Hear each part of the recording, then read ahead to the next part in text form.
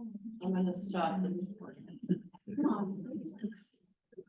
This thing is like so slow. Sorry, what next is in the first. Yeah. It's a lot of stuff. Where did sign in? Right here, on the table.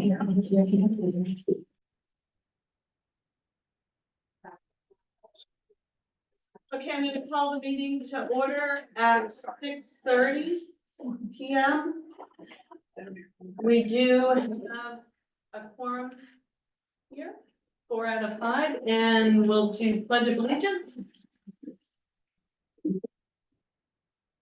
I pledge allegiance to the flag of the United States of America and to the republic for which it stands, one nation, under God, indivisible, with liberty and justice for all.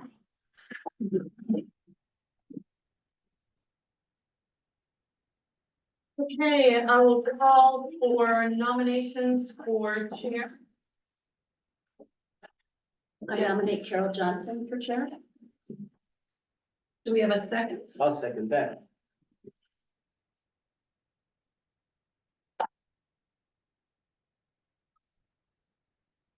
I'm gonna take a vote. Okay, vote, Dan, Yes. Carol? Yes. With hesitation in my voice. Barbara? Yes. Peter? Yes. Done. 4-0 absent. So now the chair will call for nominations for vice chair. I nominate Peter Rushton. Second.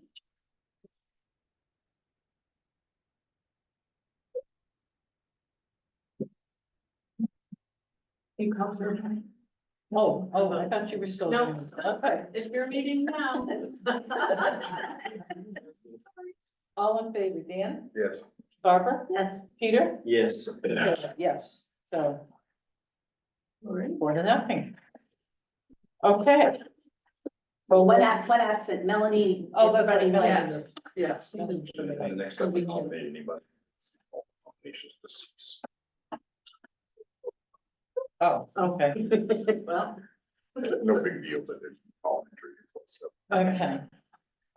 So we'll go ahead and open the meeting. We always start our meeting with public comment. If there's anyone who has something they want to bring before the board that's not on the agenda, this is the time when you bring it before the board. We would not be taking action on anything tonight, but if it's something that needs further action, we would schedule it for a subsequent meeting. So are there any public comments? Yes. Yeah, hi, my name is Steve Rogers, and I live on 16 Lake Shore Drive. I'm here with a few of my neighbors. And it's in regards to the new parking lot that's gonna be going in behind the village green. We're supportive of that. We think it's gonna really do a good job of relieving a lot of the parking in town and such. But we do have concerns about the West Road access entrance that may or may not be part of the plan. So we think that might be a safety concern and more discussion about that. That's, you know, a pretty busy neighborhood, residential area, as you know, and a lot of traffic on that road. And even though I know that a lot of the parking that has been on the side of not only 27, but the West Road will probably be taken care of by the new plan. I don't know that it'll all be eliminated, and that's just a really congested area there. You've got, you know, Lake Shore coming off there. You've got the grillers right there, and you also will have musicians and handicapped people coming off of the existing parking lot right there at the Village Green. So I think we'd like to have some discussion about that. That's so. Okay, Yep. okay. Thank you. Does anyone else have public comment? Yes, I do. Oh, Right, do Christine? you mind if I went first? If it's Sure. my name's Christine Polson. I'm Steve Rogers' wife, and I live at 16 Lake Shore Drive. I have been the impresario of the Thursday night concert series for the last 3 years. It's been very successful for our town. We've really enjoyed it with upwards now from 250 to 400 people attending on Thursdays. And because we are a naturally occurring retirement community and many people walk to the concerts that are in our neighborhood of Toby and also across in Hoolan and in downtown. I'm there when people are emptying out. And there's no other person but Christine out there being careful and being sure people are getting, people are in a hurry to leave. Yeah. And because of the West Road, we also have a walking community in our neighborhood that uses the West Road as it is to try to walk up to the golf course, all the way to the end of to Castle Island and back. Mhm. And people emptying out on that road, not just during the heavy traffic times, which would be Sundays at Pratt Fair or Thursday nights or any other possible things we might want to do with the program there. I think it's going to be an unsafe condition. And so I also have to call in, talk to some previous owners of that, where that area was specifically closed off by MDOT because it was an unsafe condition onto West Road. So like Steve said, I think all of the residents that live in the Toby development and up on the West Road that end would like to have a lot of further discussion about the traffic study down there and what's going on for our area, so we can continue to have a nice walking neighborhood. Thank you. Okay, thank you. Yes, My name is Jane Manson and I live on the West Road. And I'm the one that worked to get the speed limit down to 25 miles an hour. About 4 years ago, five, whatever it was. But I worked very hard. I petitioned my whole neighborhood. I got signs from everybody that was home, from the village all the way up to Castle Island. And we got it changed to 25. And that silly part that's 35 for like a minute is ridiculous. That should have been 25 too. And so adding more traffic there, nobody is hardly going the speed limit anyway. No, they're not. 1 out of 100 or 1,000 might be going 30 miles an hour. But it's just awful. They'll go by my house. They were clocked when we had the speed thing there that was measuring speed. mhm. Somebody was going by my house at like 3 o'clock in the afternoon, 70 miles an hour in a 25 mile an hour zone. And it's ridiculous. And adding more traffic to that in the summertime is just gonna make it worse because nobody is following the speed limit and something should be done about it. Okay, thank you. Anyone else? Are they done? I can't see behind me. Yes, no one else has their hand up. You don't have eyes in the back of your head, Craig? Thank you. Yes, I do. Craig Alexander. I have a few questions about the comprehensive plan committee and direction and stuff. First of all, is it common practice to select people to be sitting on this board? Chartering the direction of the comprehensive plan so they can come in and vote for it. And then just have one extra vote that they need. I mean, that doesn't make sense to me. How is that possible? Well, we've been encouraged to have the entire select board attend the meetings and give input. We're not on the board, but, Well, yeah, you're not on the board, but you're participating heavily. And it's a predetermined agenda that you guys have. You know, predetermined as in zoning and, and all this density bonus. So you're talking about multiplying houses on little lots. And, all this affordable housing coming in, the economy corrects a lot of this housing stuff. So I don't know if you guys remember 2008. So, before 2008, I was building these ginormous houses. 2008 hit, everything corrected. So now, for another 5, 7 years, you were building smaller houses, because everybody wanted to downsize, build smaller houses. But then, you know, the pandemic hit, and when the pandemic hit, you know, it drove plywood up to $75 a sheet. Right. You know, and it still hasn't corrected from that. So to be forcing, and I'm saying forcing, affordable housing, or you could say low-income housing, or whatever you wanna call it. Based on the state fact that the state gives grants. Well, these grants aren't gonna last. That, they're very short term. And, you know, to tell me that I have to set aside 10 to 15% of a subdivision for low-income housing, smaller lots, low-income housing, where you're mixing, you know, you're mixing different people, and they like to be surrounded by their peers. So you're just, it's just, the subdivision that I have now is a 13-house subdivision. It's all nice houses. Some are small, some are big. Some of them could be considered affordable back in time.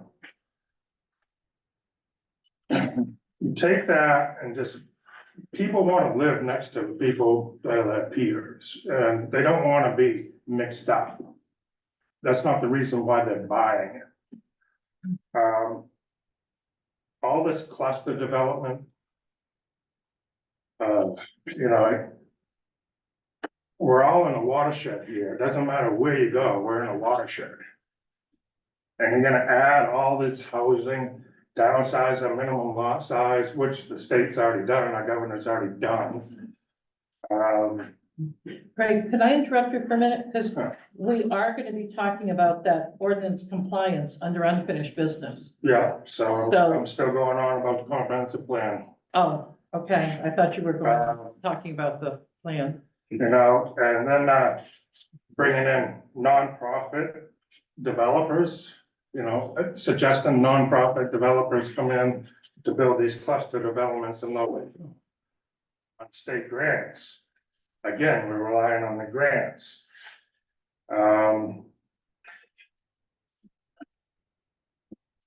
You know, just taking away the right of a nice subdivision, you're telling me I have to put in certain things. And with the zoning thing, you know, you're telling me, oh, too bad for your retirement.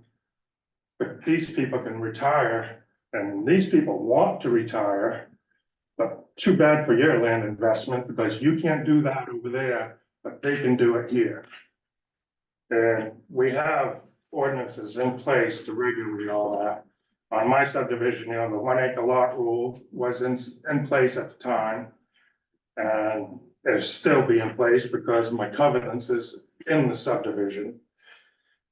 But to have that, to force me to put in those other houses, you know, so I don't do it. So Hans says, you can just designate it, you don't have to do it. Well, if I don't do it, then I'm taxed on it. And you become taxed for. You know, so it should be a decision to, it's been in my family for a long time. Now I have it. I bought it at full market value, Right. and you know, it's my retirement. Mhm. So why is other people's retirement more important than mine? I think can I say something? You may. I think, Craig, the comprehensive plan is very much a process. Pat Donahue's here, he's on the committee. Is anybody else here who's on the committee? I've been attending all the meetings, as an ex officio member, because we felt, as Carol said, we thought it was important that somebody from the select board, attend the meetings. And we are not, if Carol comes, if anybody comes, we are not voting members. And plus, The comprehensive plan is voted by the entire town voters, but it doesn't, any ordinances that would come out of the comprehensive plan would be totally separate. Nothing in the comprehensive plan would be a requirement. It's only suggestion. All right, first of all, it comes to you first before it goes out to the town. So, you know, you've charted the course and I've watched it. And I even watched you, you know, say, can we call it something different? I got voted down on that. Yeah, but I mean, you're participating. You may not call yourself a member, but you're actually being a member. Okay, And this is your and then it topic. comes, and then it This is comes not- to you guys We're to not here vote. for a discussion on this, so Why doesn't? why doesn't what? I mean, then it comes to you to vote, so you only need one more other member. I mean, you guys are all in agreement there. It just doesn't seem right, and you're inviting these questions by being on that board. So,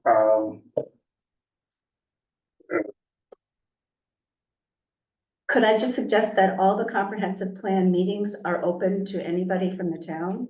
yes, you do. Anybody can come. The topic tomorrow is lakes and natural resources. So anybody who has any interest or concern about lakes and natural resources is welcome to come tomorrow from between 5:30 and 7 to talk about those issues. So all the meetings have been publicized, and this is going to be another year in the works. It's not gonna be voted until 2025. So there's nothing at this point that's, set in stone or anything. It's just all very much talking points right now. Alright, so you spent about an hour and 15 minutes on our housing future. Right.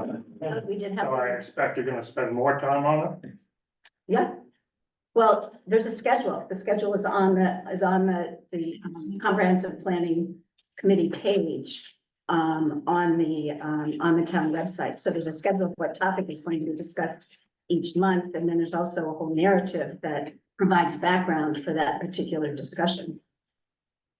But it's going to be open once the committee finishes with each chapter, then they're going to be public meetings. There'll And be everything, public will be invited, everybody will be able to comment. It's a whole long process. It's by no means is anything. Oh, I agree. Been decided. I'm still concerned with the fact that our select people are sitting on there and they're not just, Lorna sat on it and she just answered questions or gave advice when needed. But you guys are fully participating and then you get a vote on it. I mean, it just doesn't seem right, Okay, well, point taken. because then you just need one more person. Providing Barbara and I agree. Which is not They're always both the saying the case. same thing. So how you're not gonna agree? Well, I just saying, I don't think anything's a foregone conclusion on how when someone's gonna vote. And I think it's a process and we need to work through the process. I think your points are well made and I'm sure it'll be part of the discussion with the comprehensive plan committee that this is a concern that we need to look at.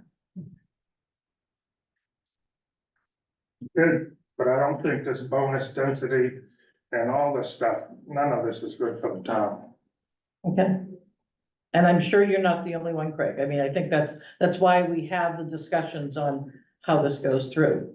So, I'm glad that you came and welcome your comments because we need to know. So if we're headed in a direction where the majority of the people don't want us to go, then we shouldn't go there. And we need to hear the voices of the voters and the residents here in town. So is this gonna be a common practice from here on out for select boards to have so much input on a committee and then vote on it? Can you tell me where it has happened in the past? I cannot tell you that, no, I don't know. I mean, I know there's usually at least one select person on every committee. That sits in, well, I would have to get more information to answer you completely, Craig. Pete, something, so. I was gonna say, I know, I've been encouraged to go to some committee members, I have not been able, not to committee members, committee meetings.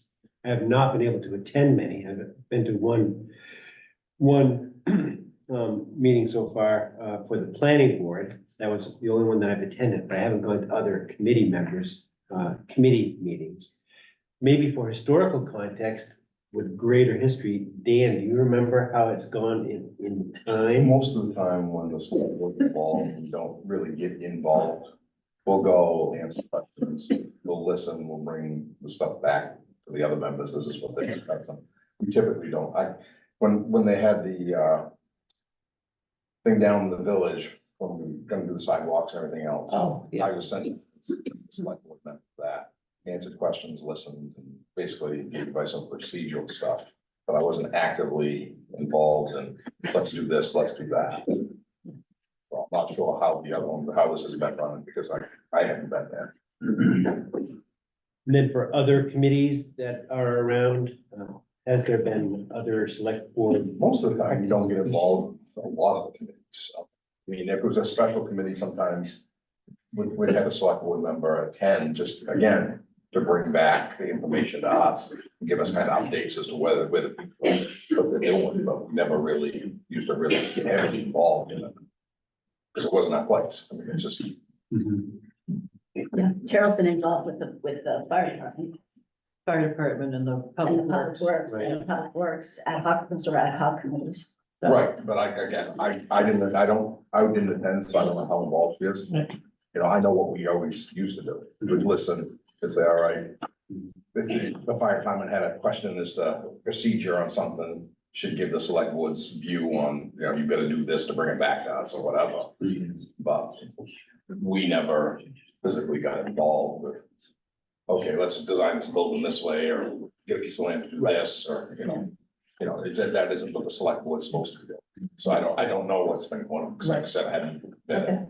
Well, I think we realize that you've made a point that we need to consider. And because we don't want to jeopardize the process, we don't want to have people say that the process is rigged because there's select board members who have participated, so. And I was also on that ad hoc committee, and the participation wasn't to the extreme of what it is now. You know, so I was there every meeting as well. Right, yep. Okay, And also, just to answer one of your questions, when it comes to septics and inspections, and George, correct me if I'm wrong, on shoreline zoning, they must repair those septics before it's sold. Yeah. Am I correct? Yeah. And before they can get a shoreline zoning permit. Right. Good. Okay, thank you, Craig.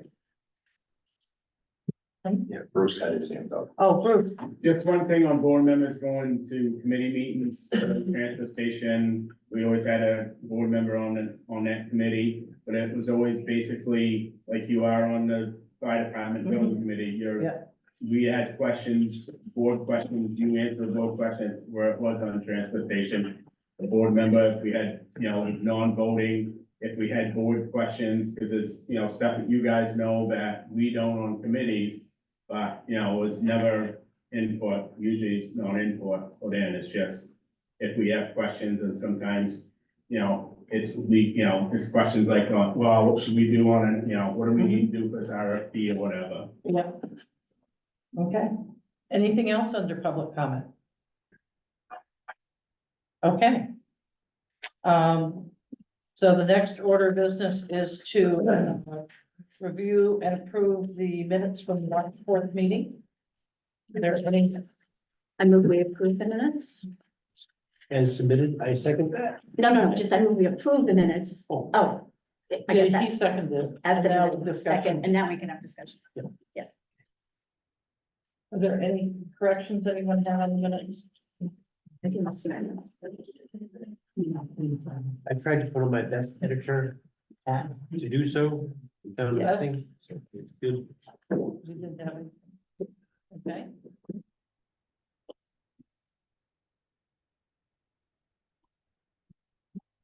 Are we ready to vote? Any other further discussion? All in favor, Dan? Yeah.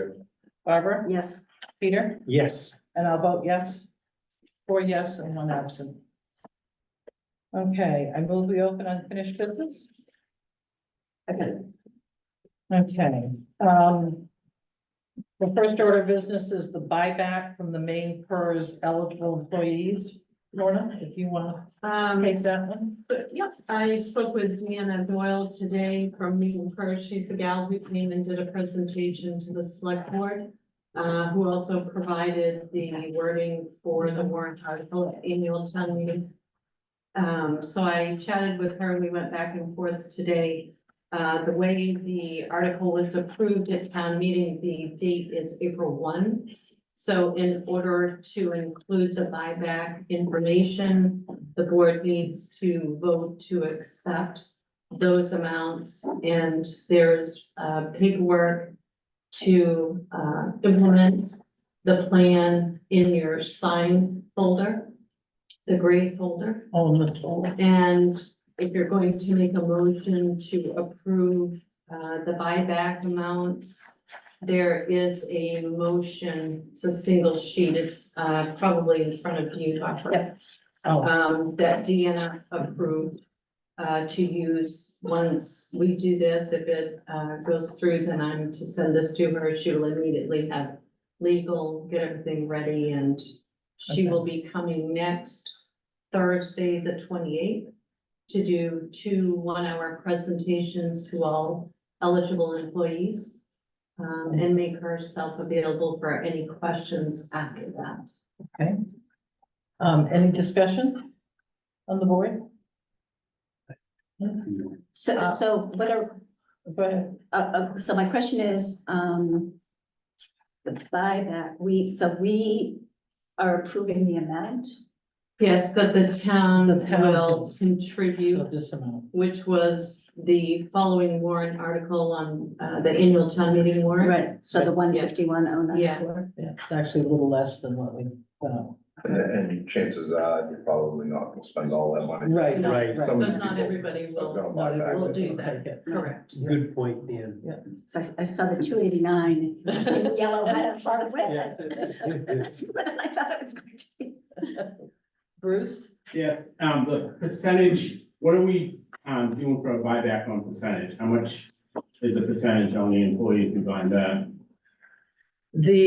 At 7.8 years at 50%, if you're less than that, 1.58 years at 60%. Okay, thank you. Okay, Well, they're the that's- same ones we that's- use for the fire department. Okay, thank you. Okay, So we're being very consistent. we're doing exactly the same percentages for the employees. The fire department or fire and rescue have a special retirement plan through Maine PERS, but we're participating at the same levels for them that, for the full-time, for the regular employees that we did for the fire department. Any further discussion? I got a quick question. It's nothing to do with those numbers, but it's something I'd like to find out, verify for me. Sure. When I was at the State Fire Commission meeting a week or so ago, they were having a discussion on Maine PERS. And I need to find out if it's true. They were talking about firefighter now that's working full-time for a town. When he started, he was a teenager, just 18, 19, he started working on their rec committee, or rec department or whatever, part-time. He was offered Maine PERS then. And he decided he didn't want it, and he signed a form, saying, no, I don't want it. According to this firefighter now, he's trying to fight it. Once you sign that you don't want Maine PERS, you can never get it again. So he can't, as a full-time firefighter now, have Maine PERS In the same in the municipality. same municipality. That is correct. So I wanna verify that, cause I'm gonna say right now, if somebody doesn't want Maine PERS, I wouldn't make them sign the paper. Because You have to, because if someone works here 7 years, but they decided that they don't want to participate, but you don't sign the paperwork, they can go work for another municipality, begin participating, and then there is the possibility that they could come back to your municipality and say, I was never offered to participate and you have no proof. Look, we And need to, then they can make yeah, you. we need to find out. Do you see what that? I understand what that's y'all what- saying, but we need to that- find out because I'm afraid that at the very least, these employees need to know this. Yeah, Yeah. Right. Because a lot of, this gentleman didn't know, he signed away his ability to yeah, how to make right, hers. gotcha. Mhm. I will email over to Deanna and get that Yeah. and send it out to all of you. And if they have to sign that, we need to make sure 100% that they understand that you're signing it now, and if you become a full-time employee and you want main person in Belgrade, if you don't take it now, you're not gonna be able to get it. Mhm. Okay. All right, any other discussion? Okay, so the motion is, I motion to approve the limits listed in the town's portion of the buyback for each employee into the main PERS new retirement plan. Seconded by, You make a motion, Period. the second advice. we Make a call it. motion. well, this is the motion. Yes, All right, I motion we approve the amounts listed for the town's portion of the buyback for each employee of the main PERS new retirement plan. Period, there's the comma there. Period. I just call it for a second. Okay, is there a second? I'll second. Seconded by Barbara. Okay, all in favor, Dan? Yes. Barbara? yes. Yes. I'll vote yes, so it's 4 yes and 1 absent. May I have the motion? For minutes. Thank Okay. you. Okay. And this can stay on. Okay, the next item in unfinished business is the LD 2003 ordinance compliance review. In parentheses, multifamily dwelling and minimum lot size. Lorna, do you want to start with that or? Sure. So the two ordinances that the planning board has worked with Katie Cog on to meet the compliance for the state mandated LD 2003. They've gone through those with Grania from Katie Cog. And I believe the vote was unanimous on those to bring that to the select board to review and see if there were any changes before we go to legal with it and do a review. The mandates must be implemented for us July 1. So we're on track to meet the deadline to get this on the June ballot, referendum vote for the town so that those would become effective July 1. And George Seal and Sarah Langett are here. I believe one or the other, maybe both, will be giving a statement to give a bit of, yes, overview, bit of information. You understand now? Yes, ma'am. Hey, Sarah, I'm getting my mind board. To start with, I would like to read to you what LD 2003 is. Is an act to implement the recommendations of the commission to increase housing opportunities in Maine by studying the zoning and land uses restrictions. This became a law back in April of 2022. And as Lorna mentioned, all municipalities in the state of Maine are on a race to complete the deadline to do this by July 1st of this year. So basically in this town, what we have to do to modify ordinances, the ordinances that we end up modifying were the minimum lot size and the multifamily dwelling unit ordinances to comply with the law. The multiple family dwelling unit ordinance was slightly changed. It was mostly, the bulk of it was definitions, adding definitions. Actually, the first big step with it was to get it out of the typewrite paper that it was in, put it in a word processor, because that ordinance is like 45, 50 years old. And after we did that, transform it in, there was a heavy addition to definitions and very slightly changed on typos and wording and so on. The, multi-lot, size, the minimum lot size ordinance and so on. That was more, heavily infused because to that we have to really attach what the state law considers, ADUs, accessory dwelling units. And basically, the modifications of the language that was used was to allow, single-family homes to be able to incorporate, at least 2 ADUs. So people in this town now, they're gonna be able to do that. So there are rules for that to happen. Then in what is considered one of the big things that we're still grappling with is that the state law requires us to follow a comprehensive plan. And that document of the comprehensive plan is kind of mapped up over there on the wall. And it shadows the areas that are gonna be developed and for roads and so on. And that's a fluid document. So we ourselves are, contended with the concept that the state required every municipality to have such a document, and that document is fluid. The big thing of that document is that it's going to highlight the growth areas.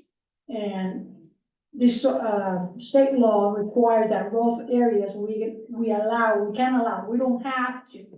We're gonna have to have residents of those areas allowed to be able to include up to 4 ADUs. So, that's in a nutshell, the big hits of that, or the modifications.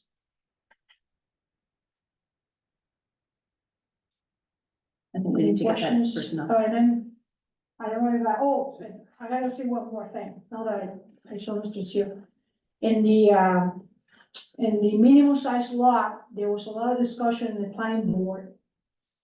Since we are a watershed town, to consider and negotiate what we're gonna do about water quality.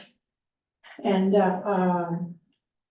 specifically, Mr. Seal did a very good job in going to rivals with what the state requires, which is very broad. And he narrowed it down to make sure that, we can process it and find a applicable, water testing set that will be affordable and so on.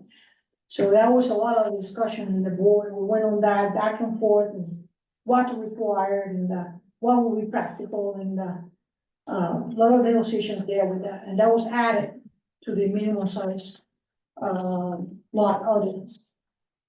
And with that, I opened up, I think we have, all the members of the board here, Mr. Shaw, want to speak? If I may, I thought I'd give you a little bit more detail on the scope of the ordinance changes, and also a little bit of the particulars, starting off with the minimum lot size ordinance. I made the same statement at the public informational meeting that we had on March 7th. To understand the ordinance, you partly got to understand the ordinance proposed changes, understand what's not changing, and that is what applies to single family homes. Nothing really changes in that regard with regard to lot size, road frontage, setbacks from property lines, all those standards that we've had for 10 or more years remain the same. The changes that are proposed, though, all, as Sarah said, are directly related to our compliance with the 2 state laws, the one 2022 and some amendments in 2023. That with the deadline this coming July 1st, as Lauren mentioned, those have to do with multiple dwelling units on a single lot, accessory dwelling units that Sarah touched on, and thirdly, affordable housing development. There are other provisions in the law that don't apply to Belgrade. There are larger communities with zoning, communities that are already more densely developed. And so fortunately didn't have to deal with those. Those are provisions like the density bonus and some other things that really encourage, very dense development. Starting off with the multiple dwelling units per lot, whether it be a duplex or more.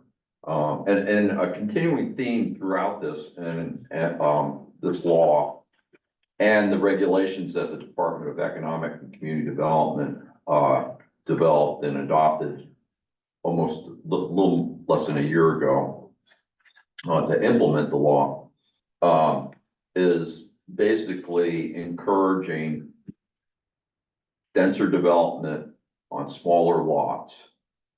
And that has some potential for towns like Belgrade and much of rural Maine where we don't have public sewer, we don't have public drinking water for unintended consequences. I mean, this law is in part a cookie cutter law.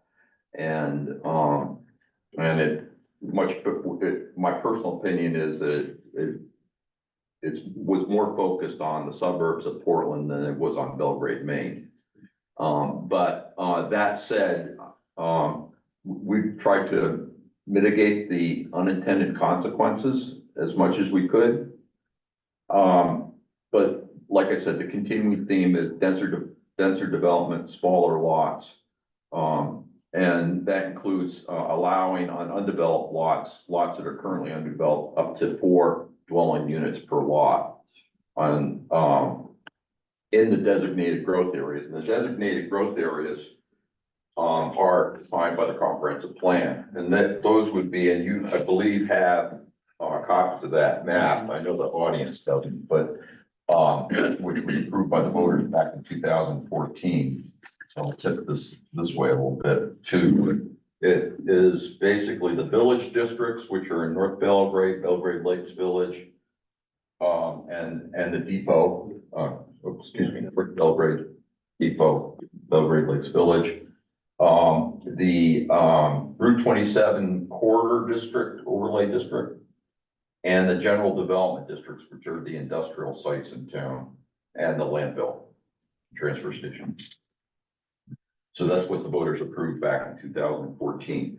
So denser development in those designated growth areas, less dense development, basically the same lot sizes we currently have outside those areas for multiple dwelling units on a lot. The accessory dwelling unit, as Sarah mentioned, the law encourages those. Allows development on non-conforming lots. So for us, anything less than 40,000 square feet is a non-conforming lot and has been for a long time. But that said, a development of an accessory dwelling unit, like a grandpa house or a small place for a caregiver, or even for rental, would the ordinance places some size limitations on it, and it also it cannot make the lot more non-conforming in terms of setbacks from property lines, road frontage, those kinds of things. And then thirdly is the affordable housing development, which are, essentially a multifamily dwelling unit development that would fall under both of these two ordinances. They must be allowed in a designated growth area. Right now in Belgrade, they can go anywhere in town. Doesn't have to be in a designated growth area. So you can look at it the flip side, that it's limited to designated growth areas. The definition is a federal definition, and the affordable means that the majority of if it's rental units, say an apartment complex, that the majority, rental units go to folks with, less than 80% of the median income for this part of the state. If it's ownership, condos, for example, or something similar to that, the majority of the rental of the units have to be less than 120% of the median income. Now, there's some requirements, as I mentioned, where we tried to mitigate what we felt were some of the negative impacts of this law. The one serious one is the potential and threat of contaminating neighboring wells, drinking water supply wells, because of denser development of subsurface wastewater disposal systems. So we included some setbacks that come from the Department of Health and Human Services drinking water program. Essentially, the leach field, a new leach field has to be a minimum of 100 feet from a existing private well, and it has to be a minimum of 300 feet from an existing public drinking water supply well. So like, for example, the well for this facility is considered a public drinking water supply well. The well for the Village Inn is legally defined as a public drinking water supply well. So we have some of those smaller, in addition to, of course, once the well for the water system is up and running, that obviously will be a public drinking water supply well.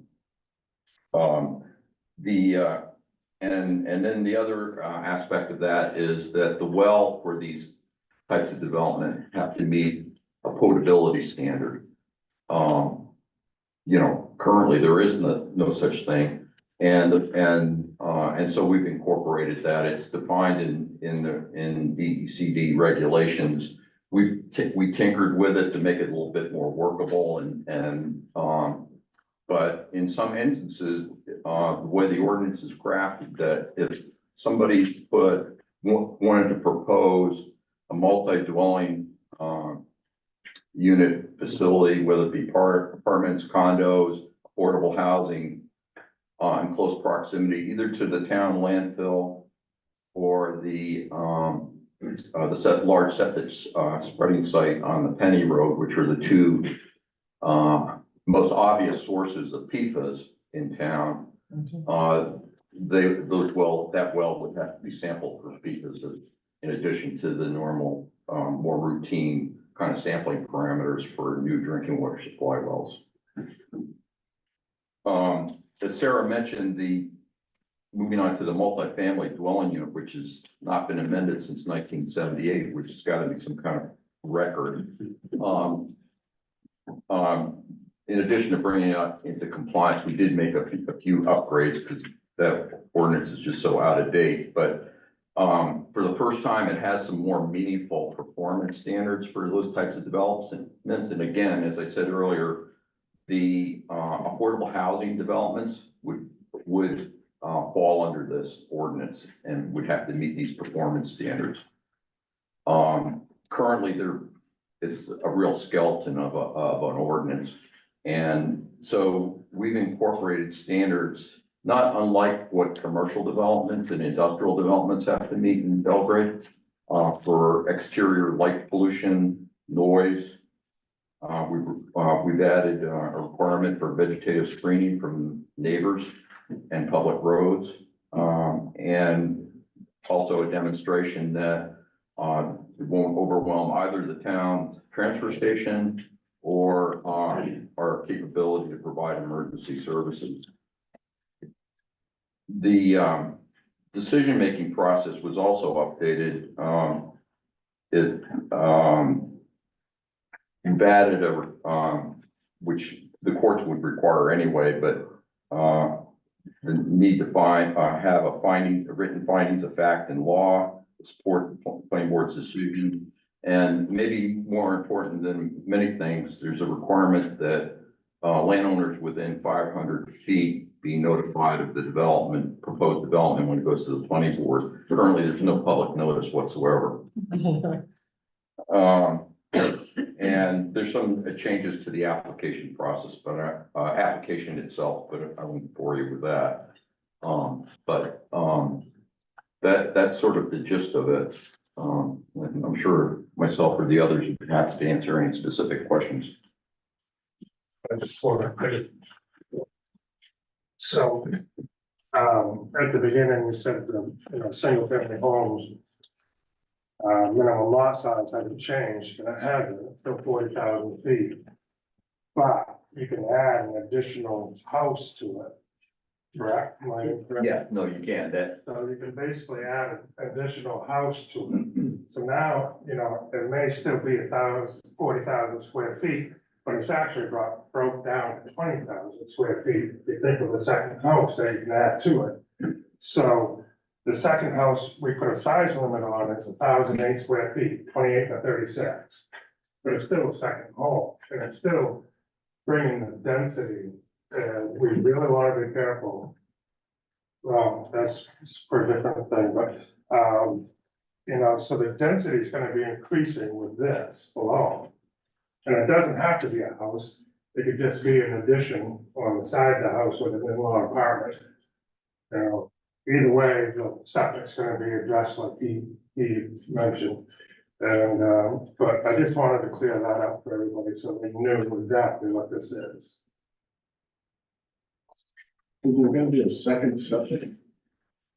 Excuse me? Does there have to be a second septic for an ADU? It can either be a second septic, or you can expand the one that's existing, that fit the bedroom.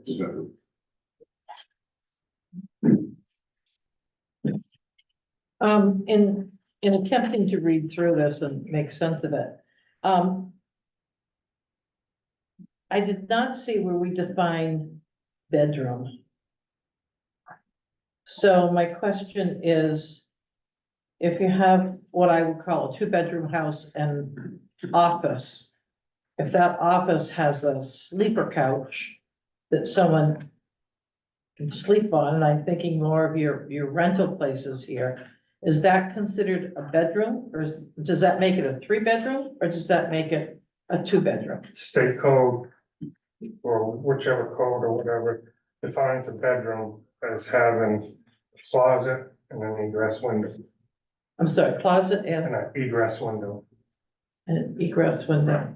So there could be rooms where people are sleeping, and therefore more people in the building, but it does not increase the quote number of bedrooms. Correct. Which So is, they could be laying on the living room floor. which I see that as a challenge. I don't know where you go with that. It's just a concern to me. Is an egress window a bigger size window? Right? Yes, an egress, I can't remember the exact square footage, but it's designed for high space. So it's a big window. It's both sides. Okay, thank you. Probably considered egress. Are there any height restrictions, on these lots? Is it the same restrictions on height for, or a change with this with multi-dwelling? I believe so, yeah. I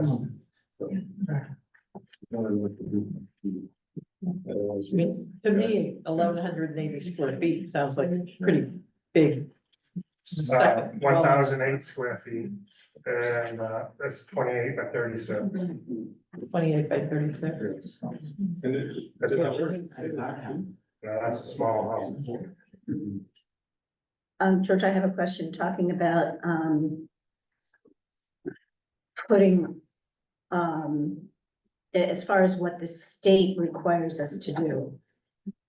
The law is, the ordinance 2003 is very broad.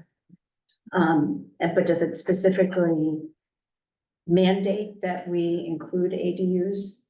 No, there's, no, the law is really, and the regulations that implement it really are focused at eliminating, local ordinances that the legislature felt were impediments to increased housing. And, so it doesn't mandate a town build affordable housing. It doesn't mandate that, that accessory dwelling units have to be constructed. It only allows for them to be constructed under certain conditions and certain standards, which are spelled out in the ordinance. So it makes us make them allowable. Under some circumstances, yes. Under many circumstances, yes. And it wasn't, when you say the legislature, it wasn't all the legislature, there were many people against doing this. It doesn't mandate anything yet. That's not to say that down in the future. It's capable, you're capable of doing it. Well, if somebody wants to do it now, we can't necessarily tell them no if they said all the right circumstances. Good. They meet all the law. So, I mean, obviously, the Belgrade Planning Board doesn't have any jurisdiction over the legislature. The legislature will do what it'll ever do in the future. But currently in this law, there are no mandates for affordable housing or any other type of housing in Belgrade or anywhere else in the state of Maine. I think that's an excellent question. What would happen if we shot down the ordinances? Well, obviously, we'd be in violation of state law. And so the consequences of that are kind of uncertain. The legislature and the law required the Department of Economic Community Development kind of charge it with enforcement of the law, but it wasn't very specific about what that would comprise. And so it's kind of hard to project what that really would happen. My own personal feeling is that there will be a number of towns that won't meet this deadline, and so consequently, that any consequences would be delayed for a while. Sarah? See, by complying with the law like we did and kind of morphing our ordinances, we cannot give Belgrade a taste to the requirements of the state. So we did somewhat of a pushback into the requirements of the state. We comply with it, but we put a line into it. Yeah. If we wouldn't do anything, then the state law will just come right down to us. Yeah. And whatever they decide to do is what would come in the municipality.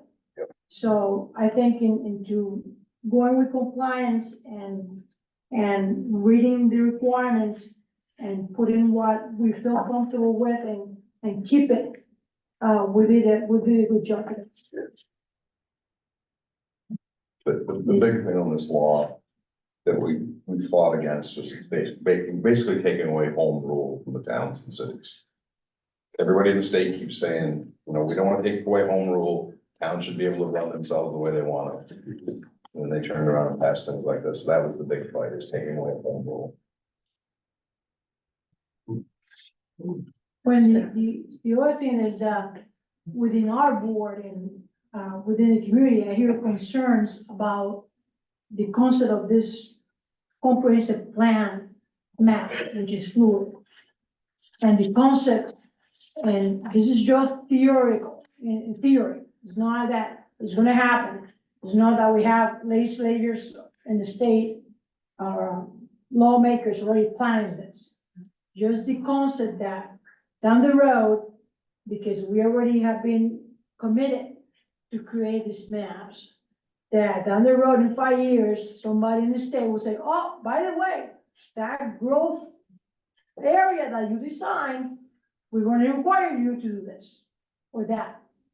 That's, I was talking to Lorna that I don't know, we can ask our lawyer, I don't know, we can craft language that will kind of shield us from that future step.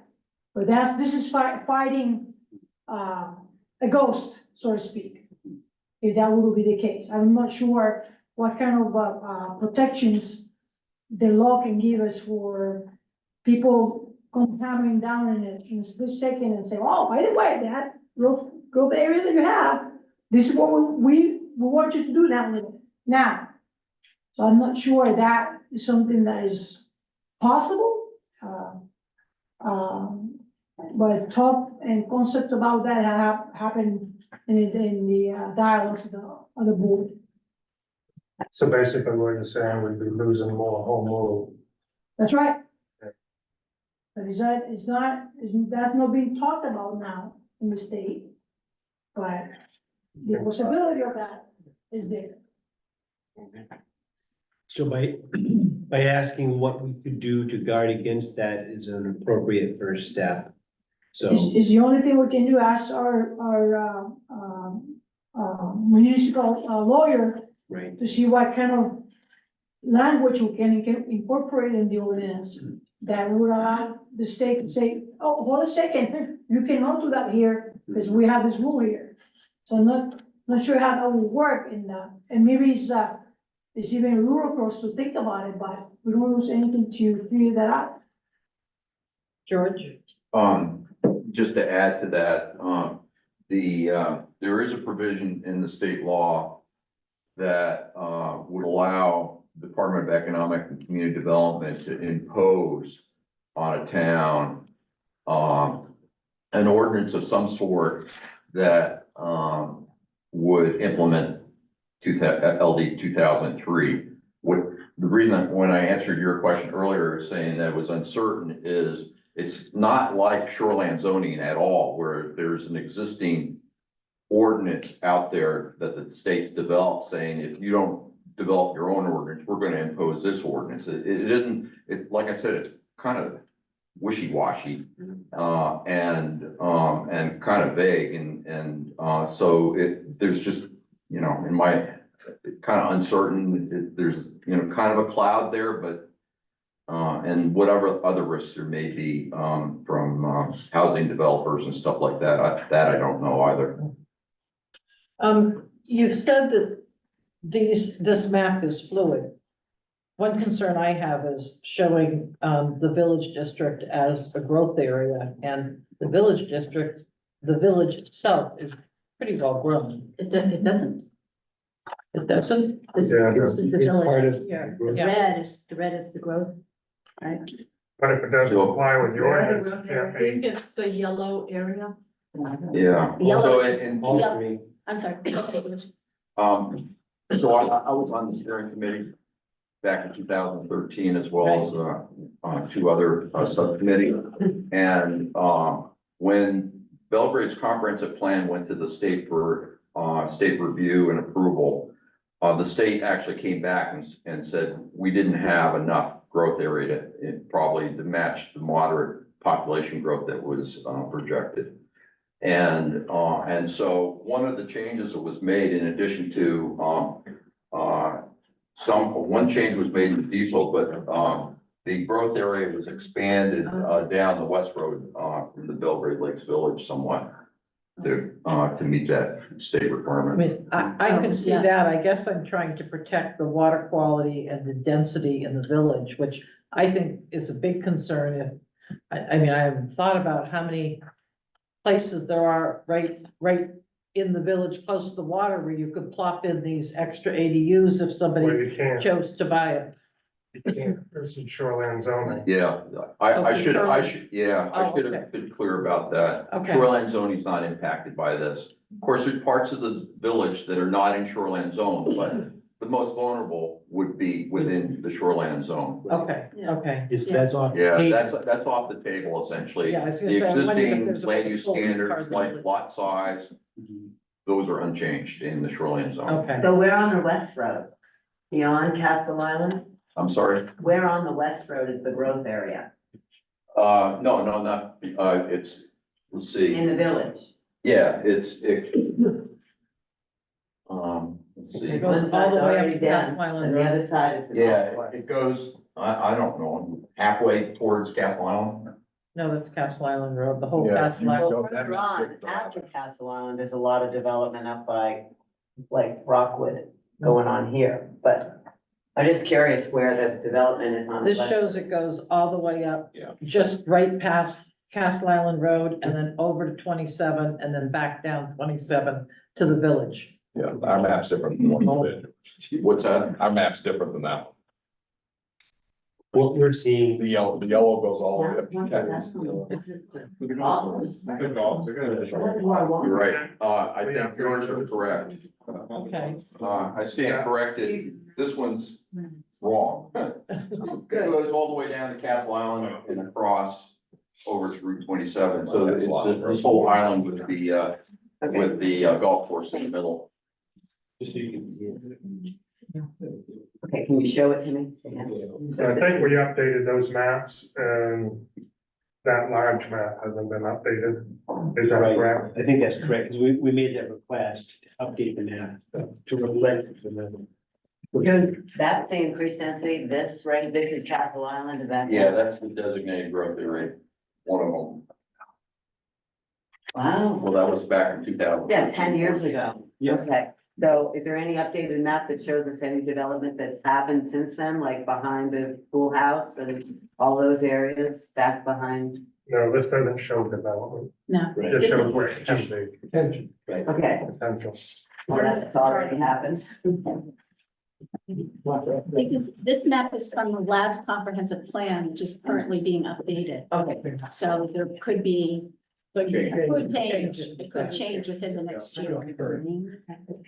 so am I correct that if the comprehensive plan decides they want to change these growth areas, that there would be the ability to do that, or does this become part of the regulation? It has become part of, if approved, these ordinances in the sense that, the higher density,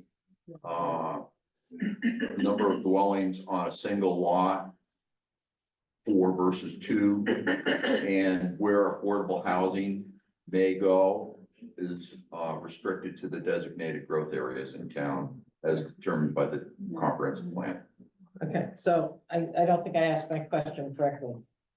If the Very comprehensive plan fine. that's being worked on Yeah, decides they want to change these growth areas, yeah, that would automatically, the law would apply to the new map, not this map? That's correct, unless we change these ordinances Right, again. new ordinance will follow that. Follow Right. this map, You're or going- the new map, Right, Whatever the Okay. name is. Right, but anything that happened in the meantime under Right. the old comprehensive plan map would be Yes. grandfathered. Yeah. right? Right. yeah, right, I mean, this is what's in place now, or that is. That is what's in place then, okay, okay.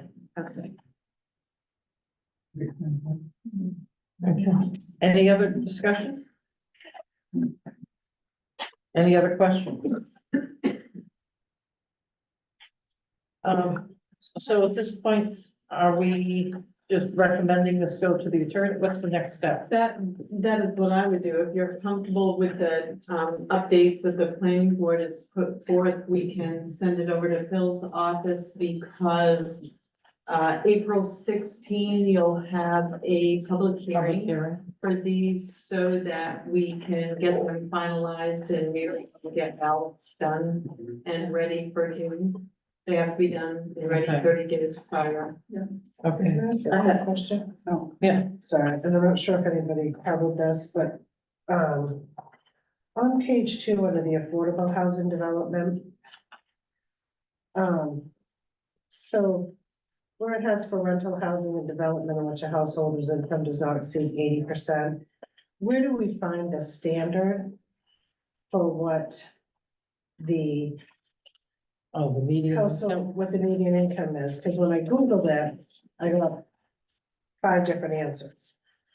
So the most common, kind of middle of the road, said that the median income for 2024 for the town of Belgrade was $83,404, which I thought seemed Hi, a little high. Yeah, you know, a good percentage of our town lives on fixed income. So I'm not sure how that's calculated. So my question was, where do we find the standard that we would use for that? Because if I took that standard, 80% would be 66,723. And then if you, along with the other, can afford a majority of the units built without spending more than 30% of the household's monthly income on housing costs, and that includes utilities, would be 1853. Median income. The LD1 calculation that you wanna add, that's one of the factors that goes into that, so there's gotta be a way to find out what they're using for that number. Because it is part of that LD1 factor. Oh, yeah. That's median. If you look on page 13, this also talks about the thing 80% for rental or for owned housing. And then, under 4C, it said, they call it here AMI, area median income, which isn't given on page 2. It's not actually given that name, but it says median income for the area. So presumably that's the same thing. Right. But it says that will be determined by Maine Housing at the time the application is submitted. Maine Housing provides a chart of AMI by county and family size. Okay, So presumably, these figures are available somewhere, but they wouldn't go into play until there's an application.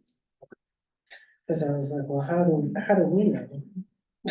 How to find it? Right. So it looks We like call Maine Housing, main housing seems to be yeah. the go-to. Yeah, because then that would look like, you know, an average rental in the town of Belgrade really couldn't be more than $1,000 a month.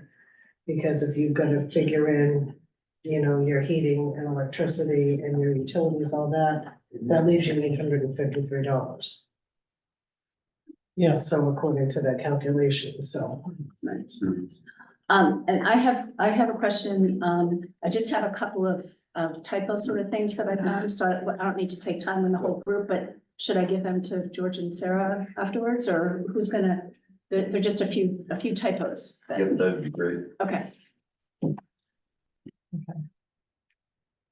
Anything else? Thank you. Thank you, Sarah and George and Craig for answering questions. It's been.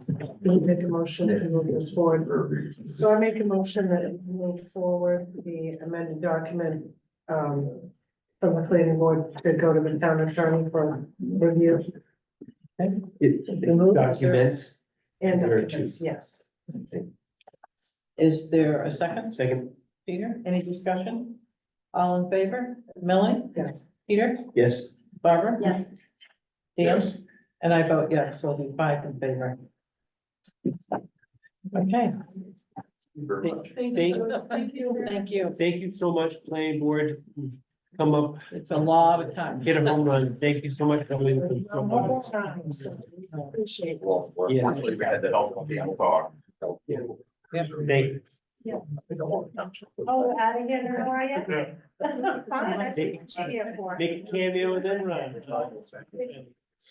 Have a good night. You do. Okay, moving on, I move we open new business. Second. Okay, all in favor? Wait, we don't have to vote. Okay, next is committee and ballot clerk appointments. So is Andrew McDowell here? Yes. Oh, there you are. Okay, we have an application for Andrew McDowell to join the Board of Parks and Recreation. Could you give us just a brief thought of why you wanted to do this and? Yes, Yeah. my kids have been involved in some of their various activities such as soccer and summer camp hosted by the Maine Parks and Rec. So I've had an opportunity to participate in those and see some of the areas of which they utilize. And they mentioned that they were looking for volunteers to help with Parks and Rec. So I saw it as an opportunity I was interested in. Okay, all right. Question. Yes, Andrew, did we appoint you to another board Parks and Rec thing before? No? no, we tabled it because it wasn't able. we came. I thought we talked to you, but I No, remember seeing you. we would have 2 weeks ago, but he wasn't able to be here. Got it. Okay, anyone have any other questions for Andrew? Okay, I move that we appoint Andrew McDowell to the Board of Parks and Rec. Okay, all in favor, Melanie? Yes. Peter? Yes. Barbara? Yes, Dan? Yes. And I'll vote yes. Thank you, Andrew, and thank you for volunteering and being willing to give your time. Catch up with Mary. Thank you. Really appreciate it. Catch up with Mary. Oh, yeah, and, Andrew, you'll need to, stop in and see Mary so you can be sworn in. Okay, Okay, well, thank you. all right, thank you. Okay, the next ones are reappointments. Can we do these together, or do we need to do them all individually? Individually, but they don't have to be here. No, I know they don't have to be here. You need to do them individually? All right, where's my list here? The first one is, I move we reappoint Pat Donahue to the Lakes and Natural Resources Committee. Second. Pat, is there anything you want to say? I accept. We have to vote for you. Yes, I'm happy to, I'd love to continue. We've got some great work going and exciting time for our committee and all the, many of the topics that were brought up today between zoning and density and water quality, or we touch a lot of those in our committee. We welcome all the support and we welcome all the citizen input we can get. Okay, all in favor, Melanie? Yes. Peter? Yes. Barbara? Yes. Dan? Yes. I'll vote yes as well, so 5 in favor. And Pat, thank you for being on the committee and for the leadership you've provided that company over the years. I think you're chair of that committee. Thank Going you. on, this is my third year, so. Oh, you may have to term out of it, huh? Yeah. Okay. Oh, God. The next appointment is for Lenny Reich to the Lakes and Natural Resources Committee. This is a reappointment. Lenny is not on. Yeah. Here by virtual. Oh, he's in his boat. Lenny Yes, is- I'm here. I just want to say it's been a pleasure to serve with Pat, and I wouldn't want to leave him on the committee without me, so the reappointment. Okay, anyone have any questions or concerns? All in favor, Melanie? Yes. Peter? Yes. Barbara? Yes. Dan? Yes. And I'll vote yes, so 5 yes. Again, thank you, Lenny, and thank you for your continued service on that. I know you're there. Thank you. Okay. The next one is, Michael Barrett. Reappointment to the Lakes and Natural Resource Committee. So moved. Okay, Second. Second. okay. Michael is not here. Anyone have any questions or comments, concerns? He's still a Belgrade resident, I thought. He is. Pretty much moved to Rome now. No, he lives on, West Road. Off the West Road. Okay. I think he's pretty much moved. He has camp in Rome. That's what, no. Okay, all in favor, Melanie? Yes. Peter? Yes. Barbara? Yes. Dan? Yep. I vote yes. We'll let Michael know that we have taken him up at his offer again. The next one is a reappointment, is it a reappointment of Sydney King to library trustee. Is Sydney here? No, she was here when we first appointed her. Yeah, no, I just didn't know if she was here. I move that we reappoint her to the as a library trustee. Second. Second, any discussion? All in favor, Melanie? Yes. Peter? Yes. Barbara? Yes. Dan? Yes. And I'll vote yes, so 5 yes. And let her know we've accepted that. And the next one is the reappointment of Tom Bennett to the Dams Committee. Tom is not here. I move we reappoint Tom to the Dams Committee. Second. Any discussion? All in favor, Melanie? Yes. Peter? Yes. Barbara? Yes. Dan? Yes. And I'll vote yes. So Craig, it's up to you to keep him in line. You're the chair, right? I am Okay. the chair now, yes. You are the chair. I thought you were.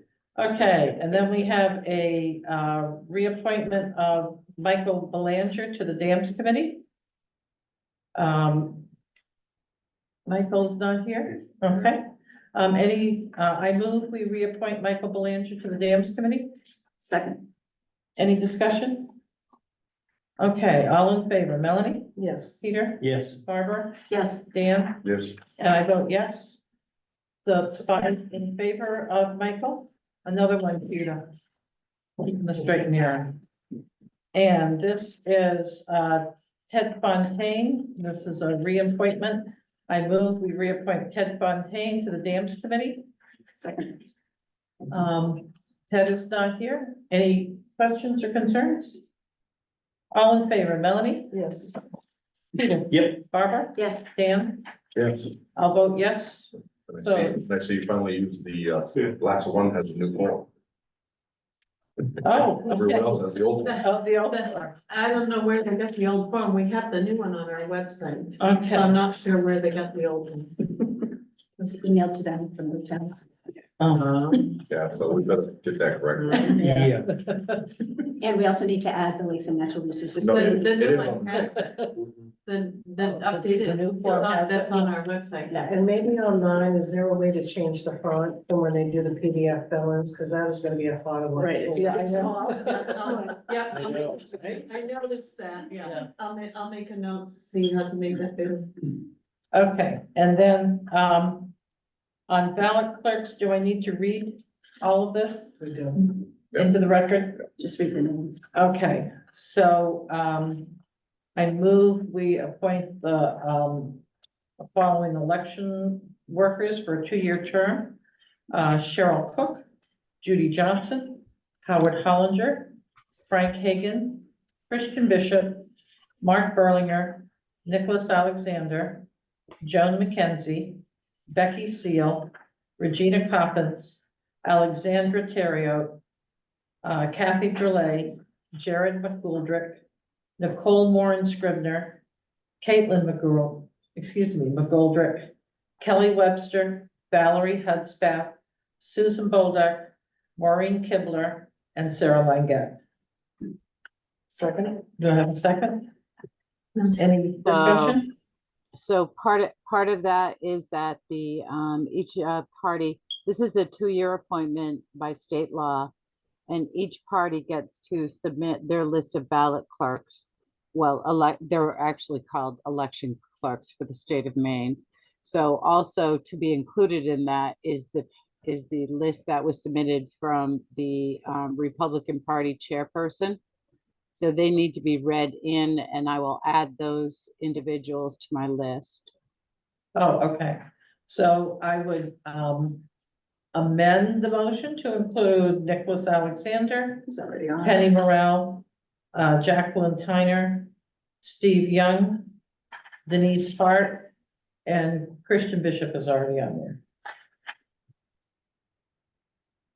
Okay, so we've been seconded, right? Moved and seconded? All in favor, Melanie? Yes. Peter? Yes. Barbara? Yes. Dan? Yes. And I vote yes, so 5 in favor. Okay. That takes care of that. The next order of business is the Lakes and Resources Committee request and letter of support for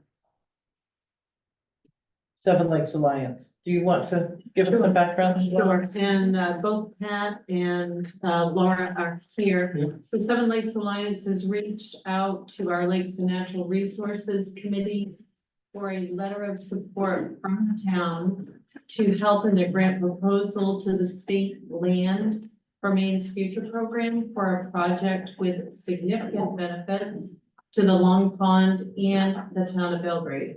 The project aims to conserve through purchase and long-term management an approximately 170-acre parcel along the east shore of Lower Long Pond. We've included a copy of the request to the committee and a draft letter of support for your review and consideration. Okay. Pat? Maybe Laura and I'll do a tandem here. Okay. We sent out some photographs and some mapping. Did everybody get to see that too? I did not.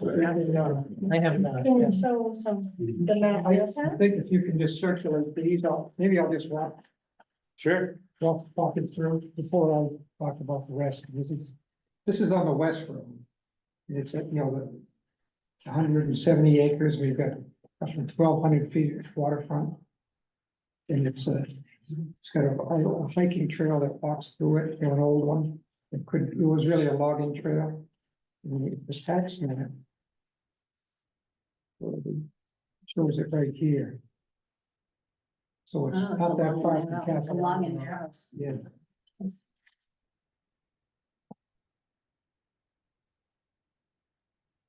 This piece of land is all log. It was logged, a lot of it on top, and then the bottom was a lot of, was a big bog, kind of a wetland, and there was a lot of, kind of like old growth type hemlock. And then the land goes up on a plateau, so it's fairly steep going down, but it gives you a panoramic view of the area. Boy, it's a very nice place for a campground. Exactly. Right? Well, I think the bottom of that's all slope district, Yeah, it's pretty, very steep down. where the lake is. We went there for a site visit. Definitely. Yeah, they're gonna be much down that area. Well, Was we this the went one to that they to- cleared out on the West Road, or is it a different one? Yeah, so this property, it's owned by H.C. Haynes, which is a timber company. It was pretty heavily cut up at the top, actually not by them, but by the previous owner. And it has not been cut, most of it has not been cut for a very long time. There are really significantly old trees there, like old trees that you don't find many of around here anymore. And we feel that it's the kind of property, first of all, that's tremendously protective of water quality, because it is very steep in a lot of areas, and there's a wetland in the center of it. It has significant deer wintering habitat. Land for Maine's Future funded land is required to be open for hunting, so it's an aspect of that law that I know some legislators fought for, that will preserve traditional use through this fund. So we think it's just a really fantastic property. It's about 170 acres, and it's and anyone who wants to see the photo, we can show it to you, but it basically runs, if you know Timber Point Road, it kind of runs parallel. It's not right up against Timber Point at the top. There are some things in between. But then it runs basically all the way down. If you see the stone walls there, it runs from those stone walls all the way down to the lake.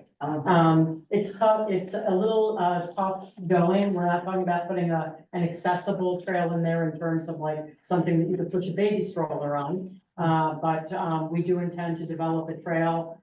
We've talked to neighbors about where that would go, what it might look like. That's not set in stone right now on exactly where it would be, but as we do with all our lands, we will continue to talk with the neighbors about that, so. The neighbors on the shoreland, the directly adjacent neighbors on both sides are supportive of the project. And are writing, one of them is writing a support letter for this particular grant, so yeah, so that's it. We're pretty excited about the project. There's a pre-application process for Land for Maine's Future. You have to be invited to put a proposal in. We did that, and obviously we were invited, so we're pretty pleased with that.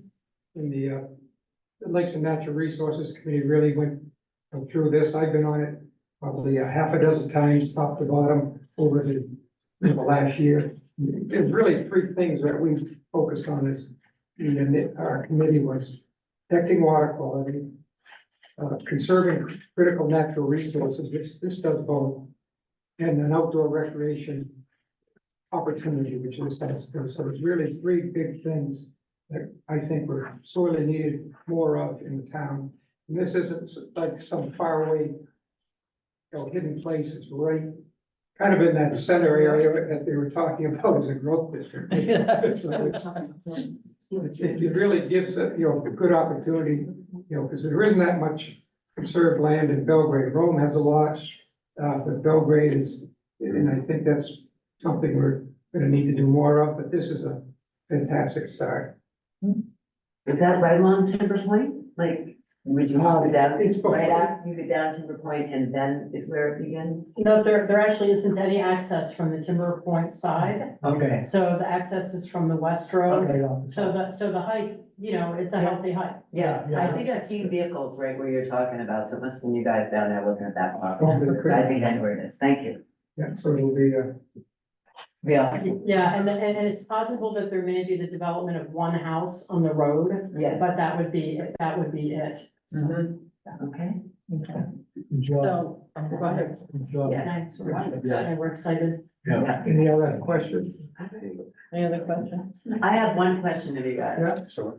I'm not sure if you guys bought on this old map that you showed me. That area in the growth area. Right around the town area, that's not the right one, this is the right one. The area that, was it Seven Lakes that purchased on the end of Castle Island Road? And Yes. 27, That's so that big section right here is a big parcel that you got, you know, where the proposed growth. For the comprehensive plan, that section right there? Yeah, that's a. Okay. Yeah. How many? Okay, awesome, thanks. Thanks. And we're developing the management plan for that, now, so that'll be, you know, also Accessible. public use. Yep. Okay.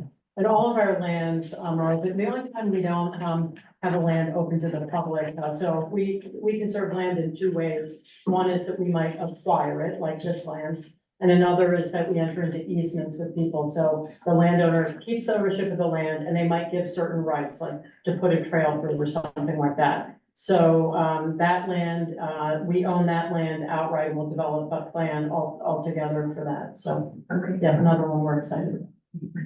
They're not making land anymore. so No, we're they excited. don't make it. Very, very slowly. Yeah, yeah. So, I move we approve the letter. I second that. Any discussion?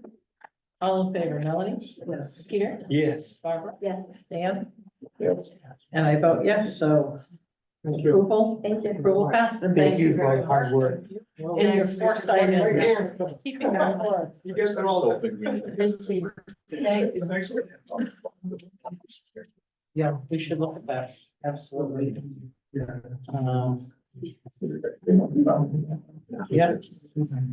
And you know that lakes and that's what we talked about. The lakes and natural resources to start.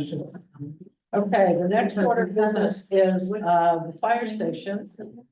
Review engineering proposals. Is that Bruce? Are you on?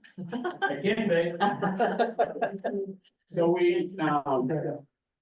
we went out for RFP for engineering for the new fire station.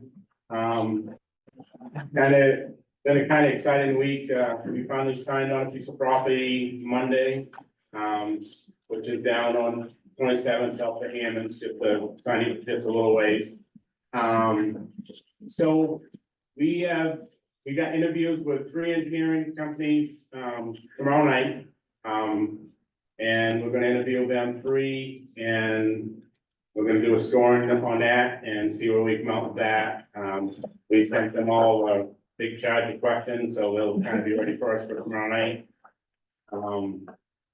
And once we go through that, we'll be back, probably you guys at the next meeting and go over it again. If anybody has any questions, I can try to answer. So those are the 3 companies, like, out of these 5, which are great. We did Ari Hodgkin, Sheridan Corporation, and Great Falls. Thank you. Yeah. Okay. Any questions or? No, thank you for all your hard work on this. You're welcome. Yeah. Now the hard work begins, right? Yeah, yeah, Hard work begins now. a lot of meetings now. Yes. Okay, next thing on our agenda is the waste management contract renewal. And I think I saw Kenny come in somewhere. There he is. Yeah, I'm right here. Well, you didn't have your yellow shirt on. Sorry. What? I was gonna wear it just for you. What can I say? People don't recognize any pattern. I do. You do. Okay, you wanna, So, we're coming up on the end of our contract with Waste Management, and, they sent us a renewal, and we're just looking for an approval to renew our contract for an additional 5 years. no major changes? There are major, I believe you should have increases, The service and the rates?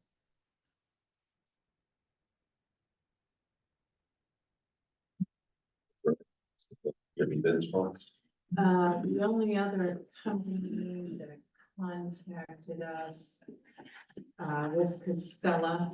Yeah, and Casella, the thing with Casella is they have to use waste management's facility at Crossroads in Orange Walk, so they outright said we cannot beat their price on tipping fees and dumping, because they have to pay waste management. As far as transportation, they could possibly do better. But with the relationship that we've had with waste management over the years, to switch would probably not go so well. I would have to assume.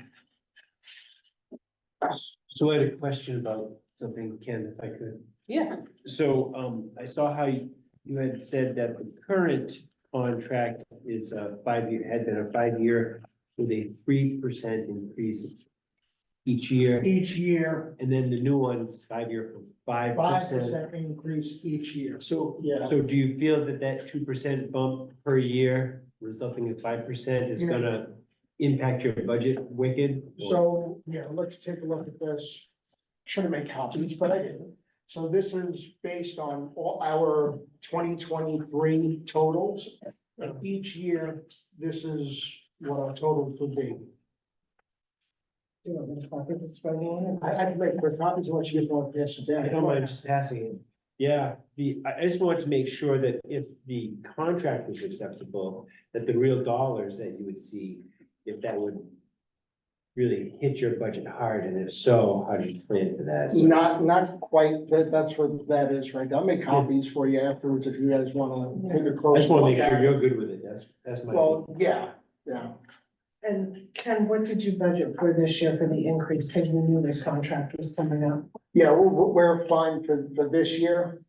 Did you budget 5 or did you budget 3 for this? Well, it's only from July Right. to December. We budgeted 3 because we didn't know. We just got this after all of our budgeting was done, so. In the past, it's always been, each contract, it's been a 3%, and then all of a sudden this time they hit, well, it's going 5%. But that extra 2%, where this year's But budget. you want to bring it in here like we've done before? If you want, we can have Pete LaChapelle come to the next meeting and we Because can we do put that. it down before, because I believe, I don't know, 5 years ago. Maybe. Because we were like, they agreed to 3. If that's what you guys want, we can have Pete come in. Or to ask. It doesn't really hurt to ask it. It doesn't really hurt to ask, you know. What the justification is for a 5% increase every year, you know. So do we want to Helps us approve the get- contract, or do we want to wait until we have this gentleman come in? Come in, we don't want to approve the contract. Okay. Right, so what's the appetite for, having them come in, because we'd have to coordinate with him and come in at an upcoming meeting.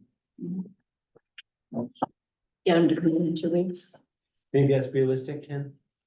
Sure, he has no problem with doing it. You want me to call him now so you can zoom in? I don't know if I can get him on the call. Yeah. Sure. If he could. I will try. Just tell them that now it's discussing the contract and. If you wanna move on to the next thing until I can get it hooked up, we'll see.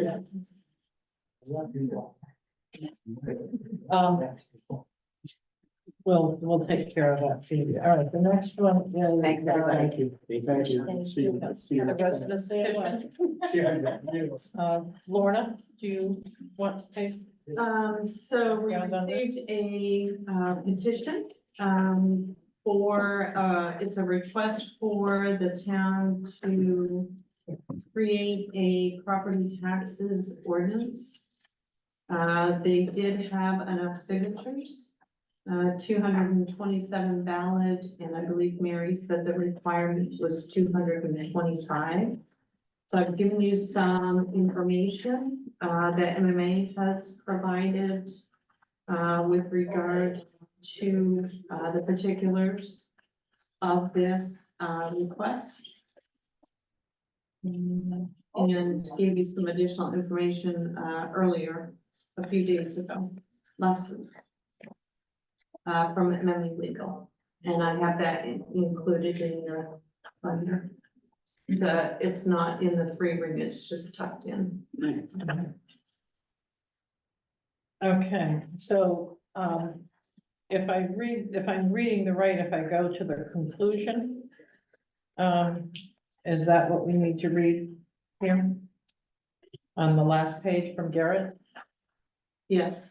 Okay, so, okay, so this is on the Belgrade legal contact request, from Lorna. And I'll just do the opening and then I'll give you the conclusion. Thank you for noting your time frame in your email. The following is my analysis of the legality of the substance of the petition that you shared.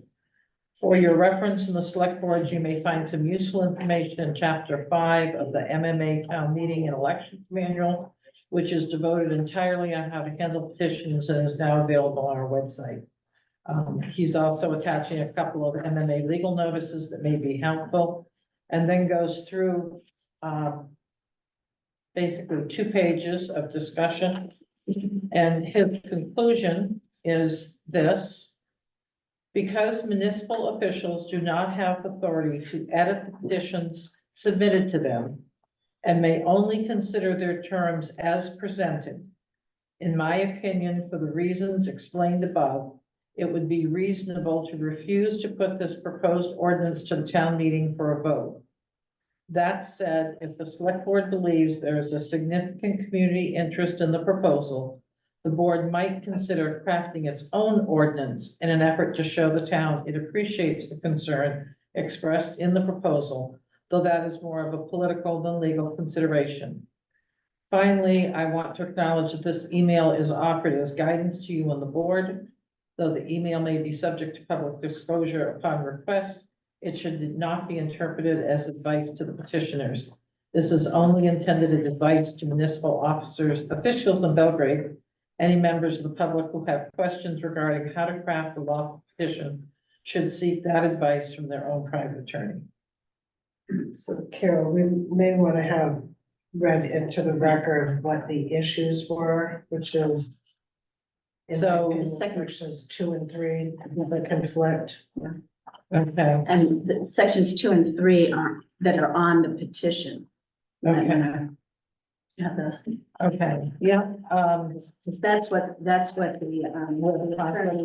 question, the legality of sections 2 and 3. okay. So section 2 on the petition says, property tax limits, no Belgrade property tax on any primary residence shall exceed 12% of the owner's annual gross income. Property tax amounts will be capped at that percentage once it is reached. To qualify for this tax cap, 1, the property must be the taxpayer's primary residence. 2, the property owners must apply for the tax cap and document annual gross income. 3, the property owners must apply annually and no later than June 30th. And then section 3 is a repeal statement. This ordinance may be repealed only through an election of all of the eligible voters of the town of Belgrade and by an affirmative vote of at least 51% of those voting. So we're going to start with section 2. On the other hand. On the other hand, so this is his conclusion on this. On the other hand, in my opinion, sections 2 and 3 do in fact conflict with Maine law and would likely be deemed by a court to be beyond a municipality's home rule authority if they were adopted as an ordinance and challenged. Section 3 would effectively implement compulsory voting by required of all eligible voters to vote, and such a requirement cannot be imposed by a municipality, at least not by ordinance. With respect to section 2, municipal home rule authority is limited with respect to taxation by Maine's constitution and statutes. State statutes provide some authority to municipalities to adopt certain types certain limited types of tax relief benefits. And these are described in another legal note that is attached as well. The closest fit I see in any of these limited local tax relief authorizations to the petition proposal would be the authority for municipalities to adopt local homestead benefits found in Title 36, Section 6232. It does not appear that the terms of Section 2 in the proposed ordinance would meet the statutory conditions imposed under subsection 1B and 1C of that statute. Subsection 1B requires that local homestead programs be open to both owners and renters, and the terms of the ordinance appear to apply only to owners. Subsection 1C requires that benefits are calculated in a way that provides a proportional benefit which correlates indirectly to an owner's income, i.e. lower income owners receive more tax relief. My read of the proposal in the ordinance is that the benefit would actually correlate directly with an owner's income, as the 12% is the flat rate applicable regardless of the owner's income. In other words, the more income an owner earns, the more of a break they would receive on their property taxes. This is the opposite of what is required by potentially applicable municipal tax benefit authority provided by the state law that I am aware of. And then it goes on to the conclusion. So, according to this, at this point, the petition would not meet the requirements to be able to go before the voters. Yes. I have a copy of that. Can we provide copies of this? It is from our attorney, I don't know. It's from the municipal. Oh, MMA, so. We should be able to. I think so. Okay, we'll get you one, okay? Any discussion or comments? I commend your interest in looking forward to it in the citizen. It's a lot of hard work that the petition's done, so I certainly commend your effort in doing it and being involved in being a citizen, trying to move forward something that you believe in, so thank you for that. Okay. I guess I just wanted to point out Yes. something here that was mentioned. The person referenced Title 36, Section 6232. Perhaps that would be a good place to start to look for something that could be beneficial. I don't know, I'm not a student of that particular title, so I don't know. Yes. I'm sorry. It recommended that you all could consider your own property tax ordinance. Either that or that you just. It says, yes, the select board could Is that consider. something the select board is, willing to consider? I hadn't thought about it. We could certainly put it out for discussion at a subsequent meeting if that's something we want to look forward to. Yeah.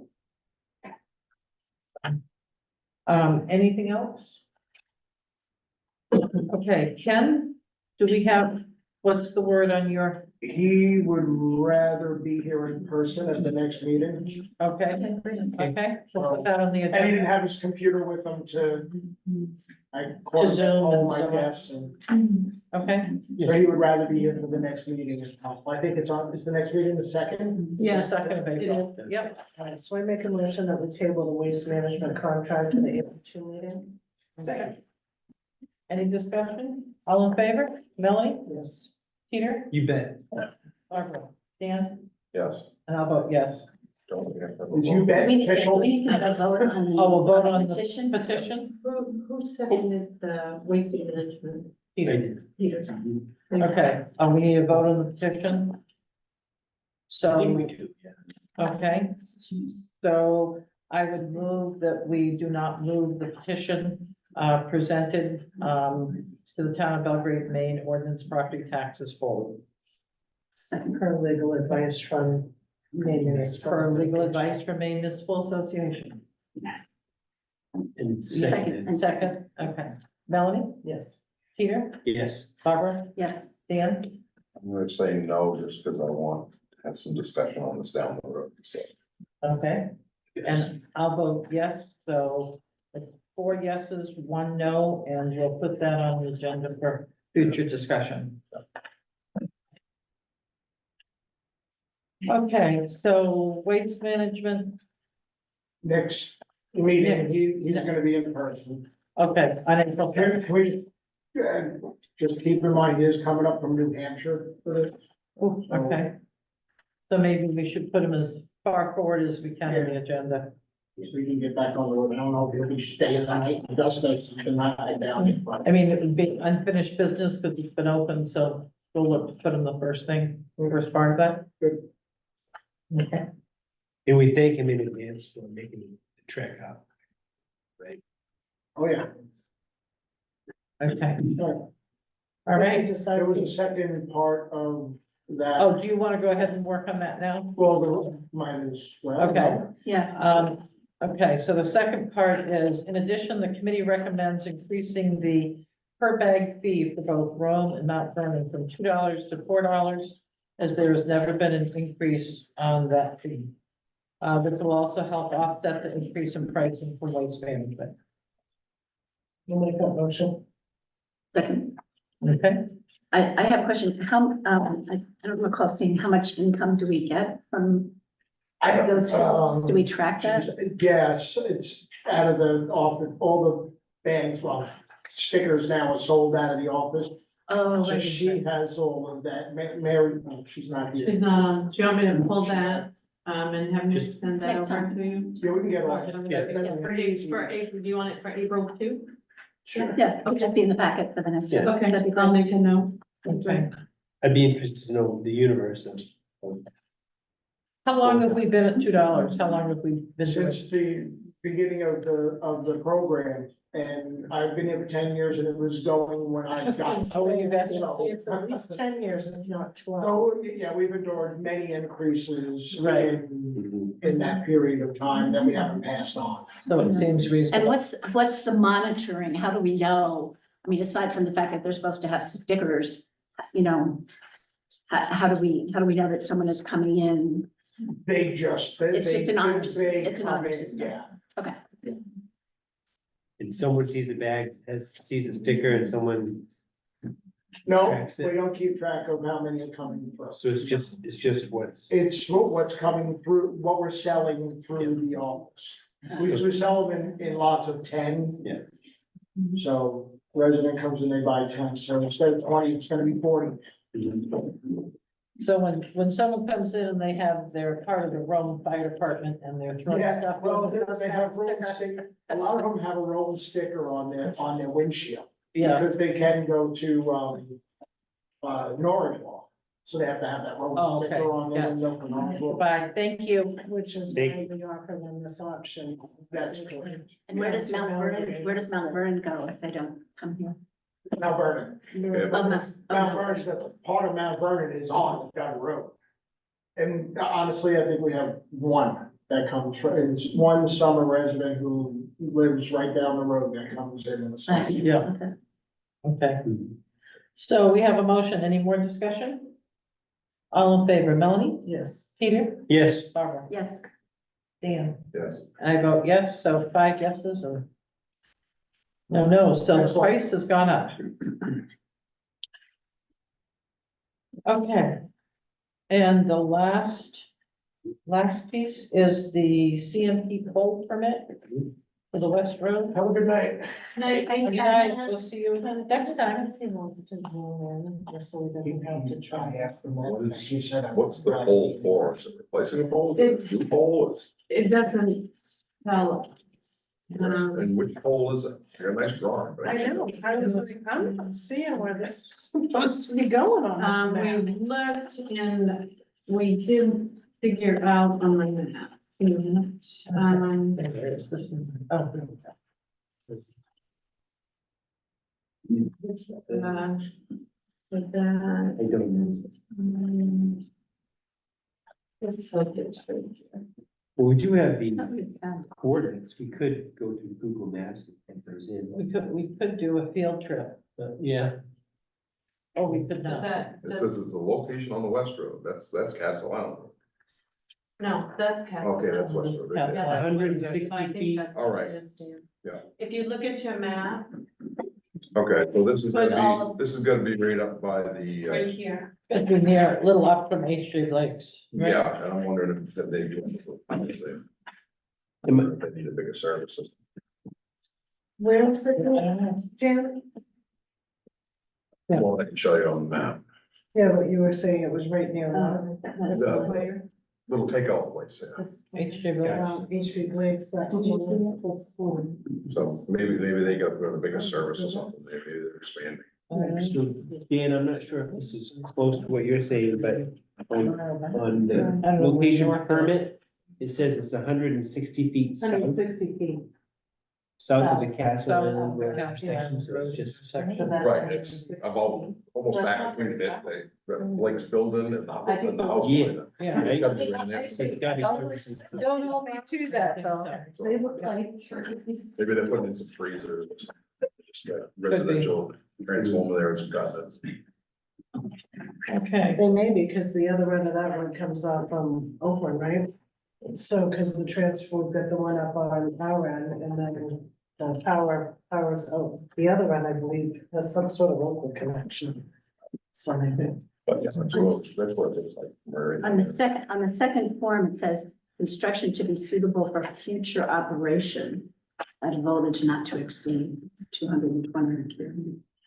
Whatever As, that as means. long as it's not going to a legal marijuana farm, which we've seen a bunch of these things go in. and- Yeah, Yeah. those are 400 though. Yeah, that's, yeah. Um, Isn't there a bill being Yeah, proposed it's gonna about happen all this that? year. No, it won't. Okay, They talked about making a bill for CMP to have to notify. that they would notify law These things enforcement, are yeah, going in, but Yeah. it's not- no. Bruce, you have a question? Just a heads up, a lot of your new resident houses are gonna be required to be 400 amp services. Really? Yeah, because of heat pumps. Oh, That makes sense. So you're gonna start seeing a lot more 400 amp service. Just keep that in mind. okay. So, I make a motion to approve CFP's application to put a new pole on the West Road. we have a second? I'll second. Peter will second? I'll second. Any discussion? I've never seen that application come before us for a poll before though. I've seen when we wanna put up lights and So stuff. we had the one on the corner of the Wings Mills Road, you know, that one they put forward. That one, Yeah, is- It's light. But That was their application. Build family poles. No, I you did, found- that's the one for down my house, across from my house. I They're had- not very frequent, but I looked back on our system, I did find some, but they're not frequent. Because all the poles are here. And then they don't need our approval to change the poles to the new poles, Right. so, Agree. All right. Okay, all in favor, Melanie? yes. Peter? Yes. Barbara? Yes. Dan? Yes. And I'll vote yes, so. Warren, you let CMP know they can put the poll in. Okay. Okay, is there any other business that needs to come before the board? Okay. Let's move on to warrants. And you have an updated warrant list. Okay, I move we approve warrant, for 2023 AP for, number 157 in the amount of $12,103. Second, All in favor, Melanie? Yes. Peter? Yes. Barbara? yes. Dan? Yes. And I'll vote yes. Next, I move we approve AP warrant number 30 in the amount of $12,720.71. Second, All in favor, Melanie? Just want to make sure we had enough money. We want to watch that special line for the select board. There's 311 coming out for this one. And then, so we'll just want to keep an eye on that. But yes. Okay, Peter? Yes. Barbara? yes. Dan? Yes. And I'll vote yes, so that's 5 yeses. I move we approve payroll warrant number 31 in the amount of $20,894.27. Second. All in favor? Melanie? Yes. Peter? Yes. Barbara? Yes. Dan? No discussion, Oh, real quick. is this, Has our, is this the warrant with, this is it's the payroll, I'm payroll. sorry. Has our section doing section stuff? I just want to make sure. Yes, Okay. he's still, so he does everything, but yes, he does Sexton stuff too. Well, primarily section stuff. Yeah. That's what I didn't know. And I think we may decide to have a larger discussion at some point, so. Yes, please. So, Or it's all roommates, yes. okay. Next is AP, where am I? AP warrant number 32 in the amount of $84,306.82. Moving it. Yes, I'm moving it, I'm sorry. Yes, I am. I'll second. Any discussion on that? Is it in here? Yeah. What? Melanie? Yeah, I just want to follow up on page 1, the Village Green and parking lot. I don't understand why the town is paying $6,400 for tree removal there. When the proposal came forward that this was going to be done by the Friends of Belgrade Lakes Village and then gifted to the town. And then we just paid $6,400 to assist with tree removal. Actually, some of those, should be paid. That bill should not, the entire bill should not be coming to the town. They were cleaning some of the old trees up that were on the property. I mean, on the Village Green property. But there were a lot, and that's why I circled this here, which I didn't realize. I would hold that because there's, some of that should be going to the Friends of Belgrade Lakes Village for. So I'd like to hold that check until we figure out whose portion is which, because Which portion. there weren't a whole lot of trees left around the Village Green that should be. No, there's a town. big clump near 27 that had a lot of old and dead and they were gonna clean them up last year. And waited until we did this all at one time, but Who was going to? They're on town property, they're Town not property. on this piece of property. not on the new piece of Cause I property. don't no. remember us seeing anything about a clump of trees on 27.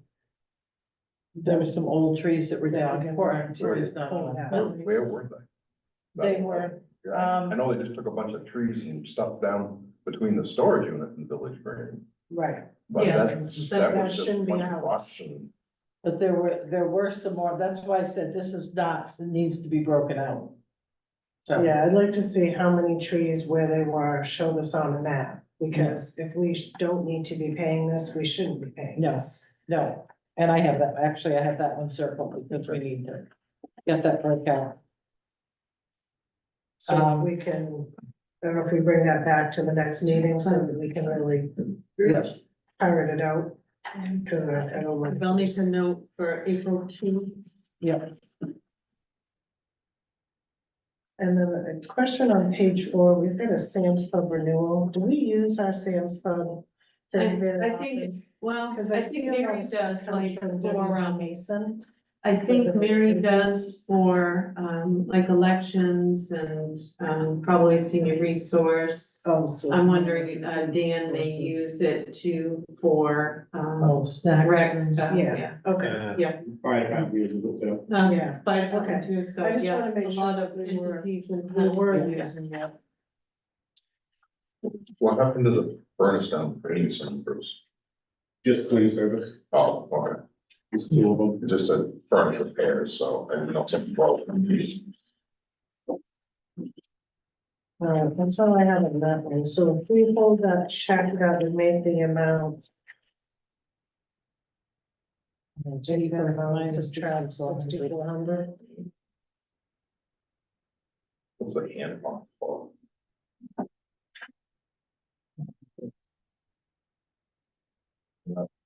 I'm sorry, What's the hand pump for? yeah. What's the, Solid waste? so Kenny, do you have the, vendor, who was? Is it card number. Oh, it was a It's on the card. card. Curious to what it was. I think it's for the diesel tank. Portable diesel Oh, tank. From the storage tank. I think, I mean, don't, I don't know if I I'm can pretty sure, find I know it. we just purchased one of them, but I just can't remember which one it was. So the other one started leaking. Okay. Do we have a new total? We do, so the new total for AP warrant number 32 is $77,906.82. Yeah. 77,906, 72. I just have a quick question. What's the fit test machine for? Fire. Fit test expire Yes, for our the CBA. mask, for the mask. Oh, the mask. Yeah, Okay, I didn't know. mask on it. Yeah. Mask You have to fitting. make Oh, sure the it's fit fit test. I thought, I mask, didn't know if it was fitness, short or fitness or what it was. Okay, so mask fitting. Okay, got it. Okay. Should we do a fitness test? Yeah. They just passed. That was shape. They're shape. They're in good shape. No, it's. I don't know what kind of shape it's in. Yeah. All right, so do we need to have a second to the amendment, the amended number? Yes. So can I have a second for the amendment? I will second that, yes. Okay, all in favor of amending the warrant to $77,906.82? Melanie? Yes. Dan, Peter? Yes. Barbara? Yes. Dan? Yes. And Karen, yes. So we set, yeah, okay, now payroll, I move we approve payroll 33 in the amount of $22,051.20. Second? Any discussion? All in favor, Melanie? Yes. Peter? Yes. Barbara? Yes. Dan? Yes. And I'll vote yes. 5 yeses. And then I move we approve BMV warrant number 37 in the amount of $14,801.12. Second? All in favor, Melanie? Yes. Peter? Yes. Barbara? Yes. Dan? Yes. And I vote yes. And that approves the warrants. So are we now down to the town manager's department? Well, you're up. Air quality management submitted its report for 8 Dalton. And I sent that out to you, but I included a hard copy for you. Personnel have been restricted from entering the building unless they have the proper protective gear on. Attended the building committee meeting for the new fire station March 11 and visited the Lakes and Natural Resources Committee meeting March 12. A request for a support letter for Setting Alliance is on your agenda for March 19, which you already reviewed. Received an animal complaint on the Hewlin Road. Working with our on-call ACO and Kennebec County Sheriff's Office to come up with a solution for dogs at large, which is an ongoing situation. Also assisted ACO Tracy Malloy in determining the process for submitting summonses to the court system. Received a complaint about junk at 22 Horse Point Road. The complaint was forwarded to Code Enforcement Officer Hans Rasmussen, who has addressed and replied to the complainant with follow-up, as well as issuing a notice of violation to the property owner. Can I ask a quick question? And then Yes, ma'am. I tried to call you the day that got sent out, and I didn't get you. The letter is addressed to the homeowner who I believe passed away 2 years ago. So if there's a notice of violation and the person is passed, who does it go to? It should go, well, whoever's living there, but I think it's family, It right? is, it's family members of the person And who I passed don't- away, but the notice is noticed to her. And on the tax map, it still shows her as the owner. I don't think there's been any legal, change, because it's probably going Probably through probate or the court system. Yeah, so. I think that I was just want to the- make sure the that there isn't any situation last time. loophole, Yep, and that they I'll don't ask have to comply because the about it. owner of the property is deceased. Right. I'll ask Hans about that. Yeah, Thank you. so I tried to catch him manual and I was like, oh, he's driving the bus, and I was like, you want me? I'll follow up on it, and then, shoot. Okay, we have a meeting with building committee members scheduled to sign papers with, property owners for the purchase of land for a new fire station. We did that, Monday morning. Bruce Dan, myself, and the property owners. Met with building committee members for fire and rescue to review proposals received. And this item was on your agenda tonight, which you already went through. We'll be attending a Women Leading Government Symposium on April 24th through Maine Municipal Association, along with the planning board chair, Sarah Lafayette. We received the final audit for 2023. A copy is included in your packet for review. Thank you to our treasurer, Nick Poole, for a tremendous amount of work on this. We've been reviewing it. We see a few things that need to be fixed. Mary, Nick, and I met this morning, did an after action report for town meeting, and discussed some of that. So Nick will be in contact with the auditors. The Comprehensive Plan Committee will meet March 20 to discuss our natural resources, lakes, and the land that surrounds them. Met with several residents with concern of a mandated low-income housing for new construction as part of LD 2003. I think there was some confusion between low-income housing versus affordable housing. Working on fuel pricing for the upcoming year with RSU 18 and Augusta Fuel. I don't have any pricing yet. I've got to submit interest to RSU 18 by Monday. So Nick has run some figures for 2023 to see what we have. There will be an increase on propane because we have new heating systems at the maintenance garage and at the transfer station, which both use propane. I spoke with Kenny this morning. He's used, I think, 400 plus gallons already this year for propane for the heating system. So we're gonna increase what we think we're going to use when we try to get pricing. I also got information today from the state for salt pricing and road salt, and then there's one other thing, so I forwarded it to Jason. Sam? No, I can't remember now. I can't remember now.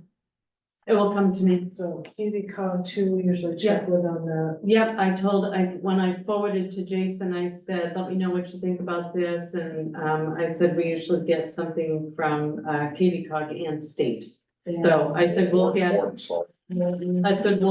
figures so that we can bring it to the board. I said, remember, this needs to come to the board before we do Can I it. just ask Bruce a question? Yeah. So several years ago, Bruce, probably 10 years, ago, we put in the heating system there that was supposed to run on the collected used oil. Correct.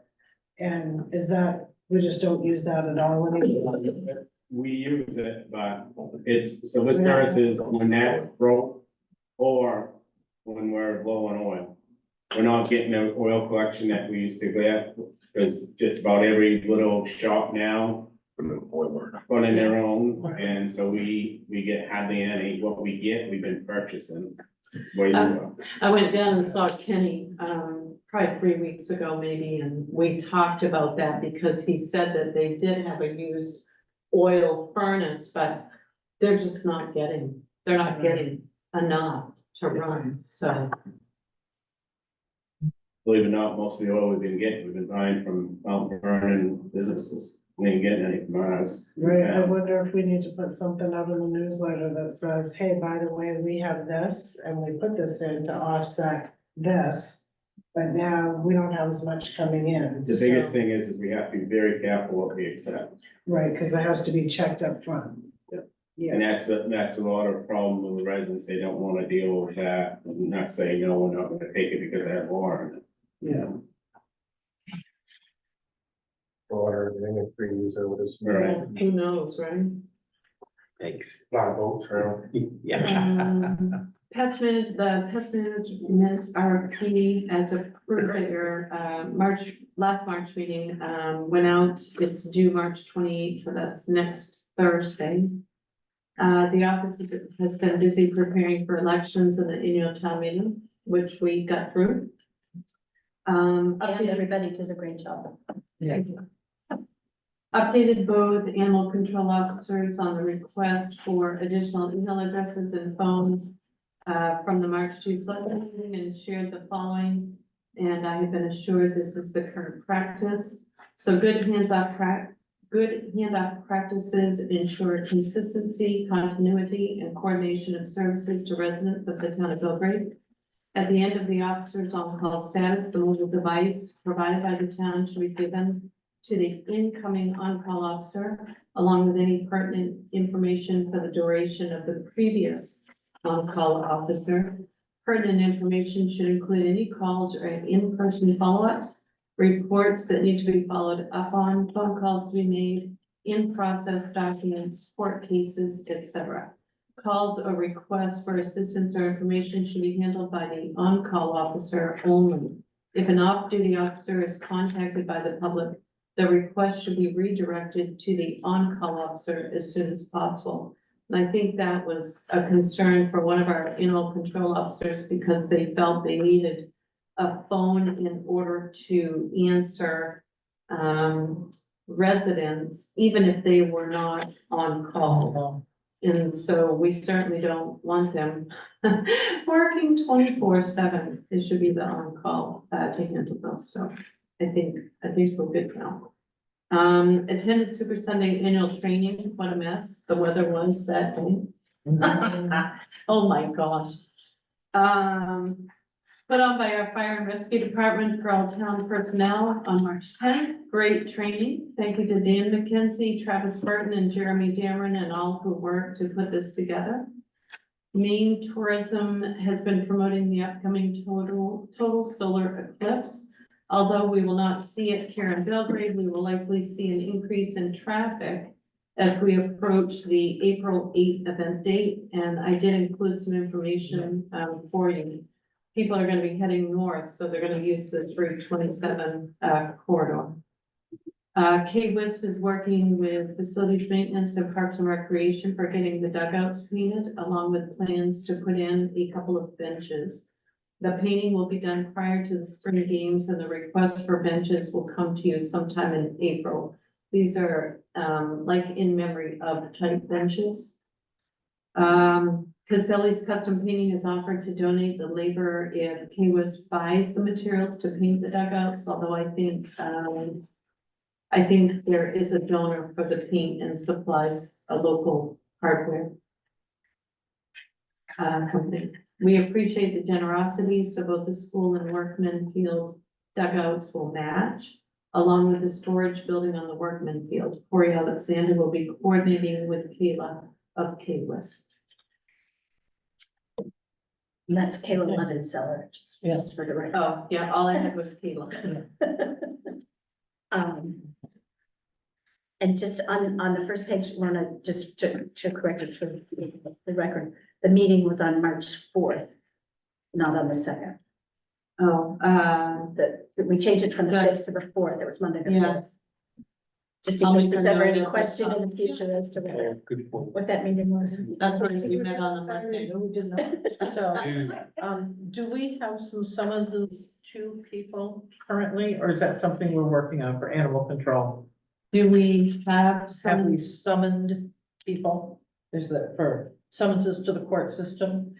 Summonses are, Jeff, you can help me out because I'm not super familiar, but if somebody's in violation, you write a summons, which is like a ticket, right? Yeah, so we write the summons and then for the town ordinance, they can come in and pay a waiver fee. And then we rip up the ticket, And if they don't pay a waiver fee, then it proceeds from there. file it with the DA.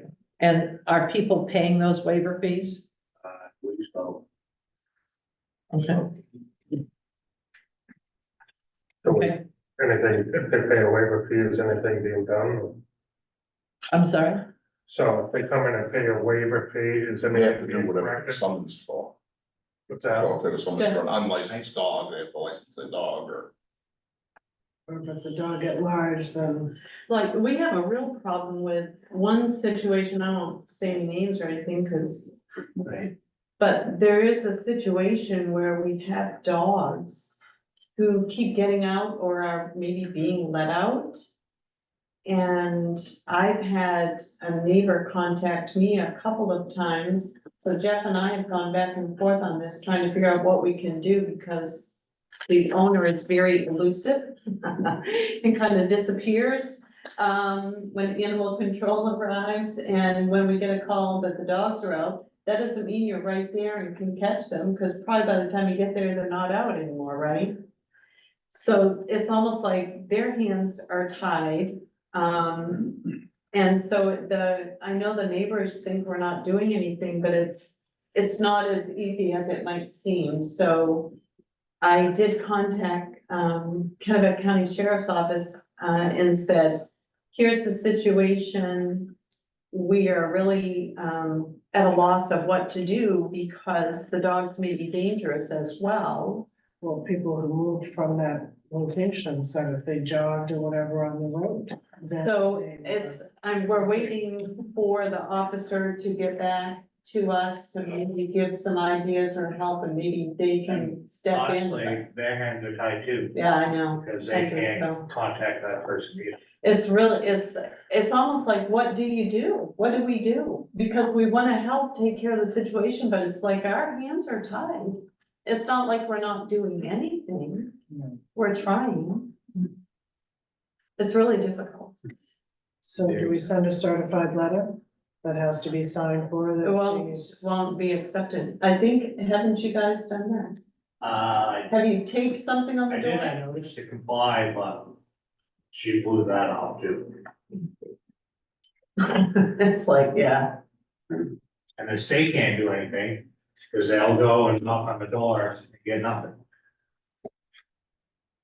So it's like, I don't know what we do. Somebody waits at the end of their driveway until they're gonna fill out. Gotcha. Oh, no, you're not. It's a tough situation. And it makes it hard for animal control Because there's officers. two of them. There's one, I think two different locations, one but closer to me and one. it's hard for Right, them right. because they're getting the calls, and then they keep getting the calls from the same people to complain, which they should complain because it's a problem. But their hands are tied, and so then residents get frustrated and they take it out on our officers, and that's not right either. But we're trying to figure out something, but there really isn't a lot that can be done.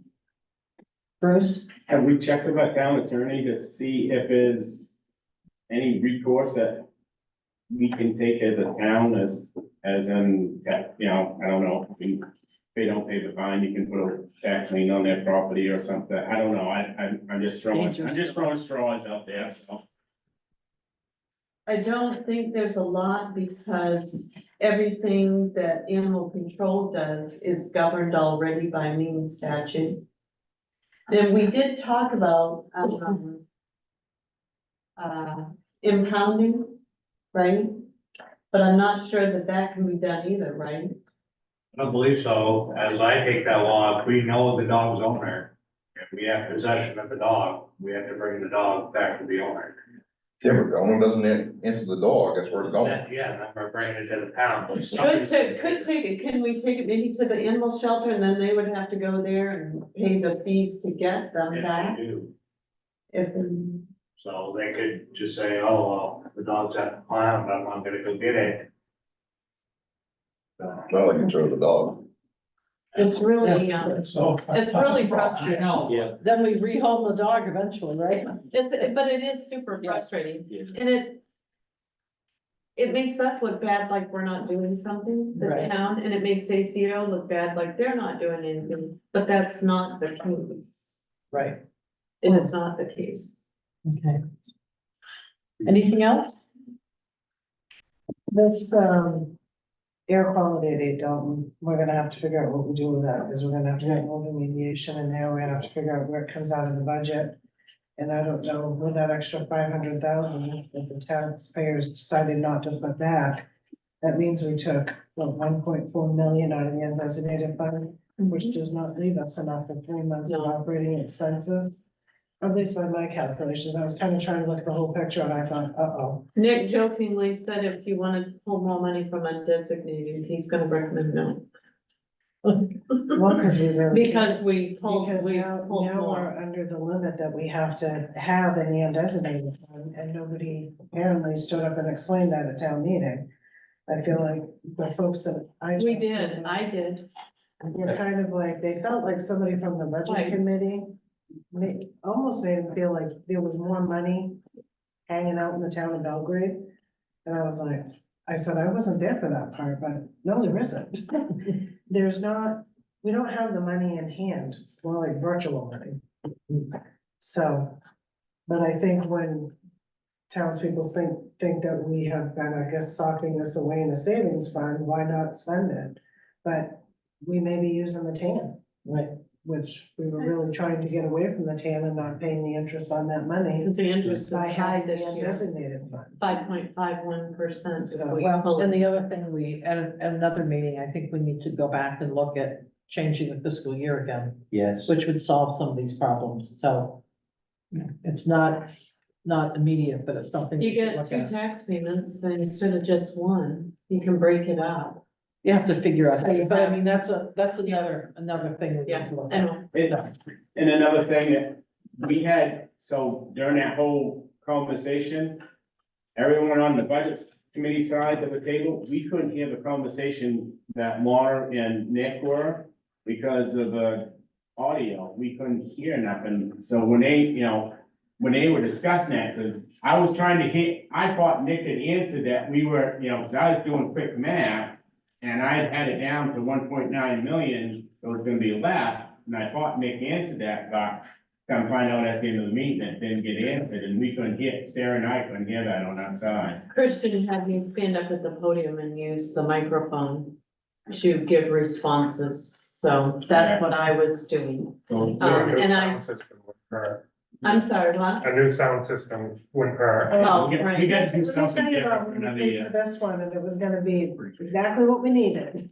Because But I- we had- Twice now we've done this. And I did stand up and say that we needed, as, like any budget, home, right, or municipal, Yes. doesn't matter where you are, 3 to 6 months of expenses. Right. Because if you have no income, something happens, you need money to be able to pay those expenses. We do.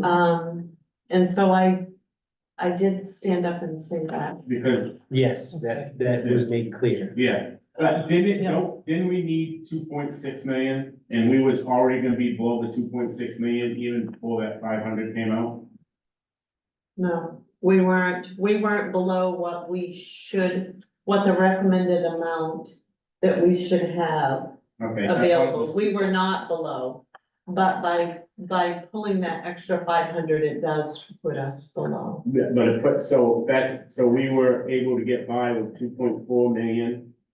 I thought it was 2.6. I think we were at 3.4. Right, but that was before we took all the capital reserves out of the undesignated fund.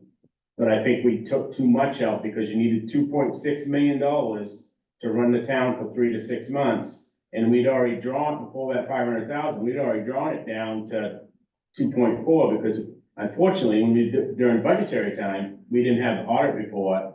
So when we approved the budget to go to the voters, we didn't have the audit report to know that, we don't have as much in the general fund or designated. So we gotta cut back, or we gotta do something different on the amount that we're gonna take out of the undesignated fund. So, we already was underdrawn, we was already overdrawn it by $200,000. And then we took another $500,000, so technically we overdrew it by $700,000. And by the But we time. did put it's just some in, rough, didn't we? Didn't we put about 800,000 in from last year? Yeah, but it doesn't, it still put us down, this is my calculation, Nick's got better calculations than I do, Yeah. I don't even know if they've even sat down and figured it out all of it yet, but my rough calculation is 1.9, but I don't even know if I'm even close. I think What happened? So remember the 500,000 for the public works, in case we needed a public works department? And then we told the taxpayers we're gonna put that money back in the undesignated fund if the study showed that we didn't need it, and then we hired a contractor, which was very Yeah, promising. yeah. So then roads committee the request was for 500,000 to go to account for the roads committee. For The roads reserved for paving. for paving. So it was supposed to be a wash. We were supposed to put the 500,000 back and then take the 500,000. Right. But then during the discussion at public meeting, it was now we need to buy land because we're gonna have to have a public works department, and they all agreed to keep 500,000 still sitting there. So now that puts us in a much bigger pickle, $500,000 pickle. So the public works never got unfunded. Right. And then the article to add 500 for paving, because we'll do paving next year. Okay, I understand what happened. So what it was is nobody's fault, but when we wrote the article, we didn't put the wording in there right, yeah, Article 25 got defeated, then Article 26 was.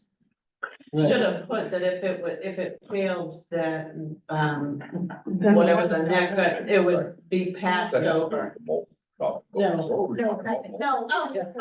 we got five for. Right, so yeah, how do we bring it? Well, how I came around to that was, now we're gonna come up with remediation money, and we're gonna need to be watching. I thought we were talking about tearing this place down. What happened with that?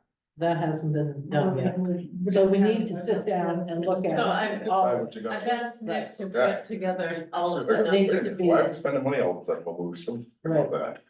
Sorry. Right. Okay. Okay, Follow my ADHD. okay, so, I thought it great.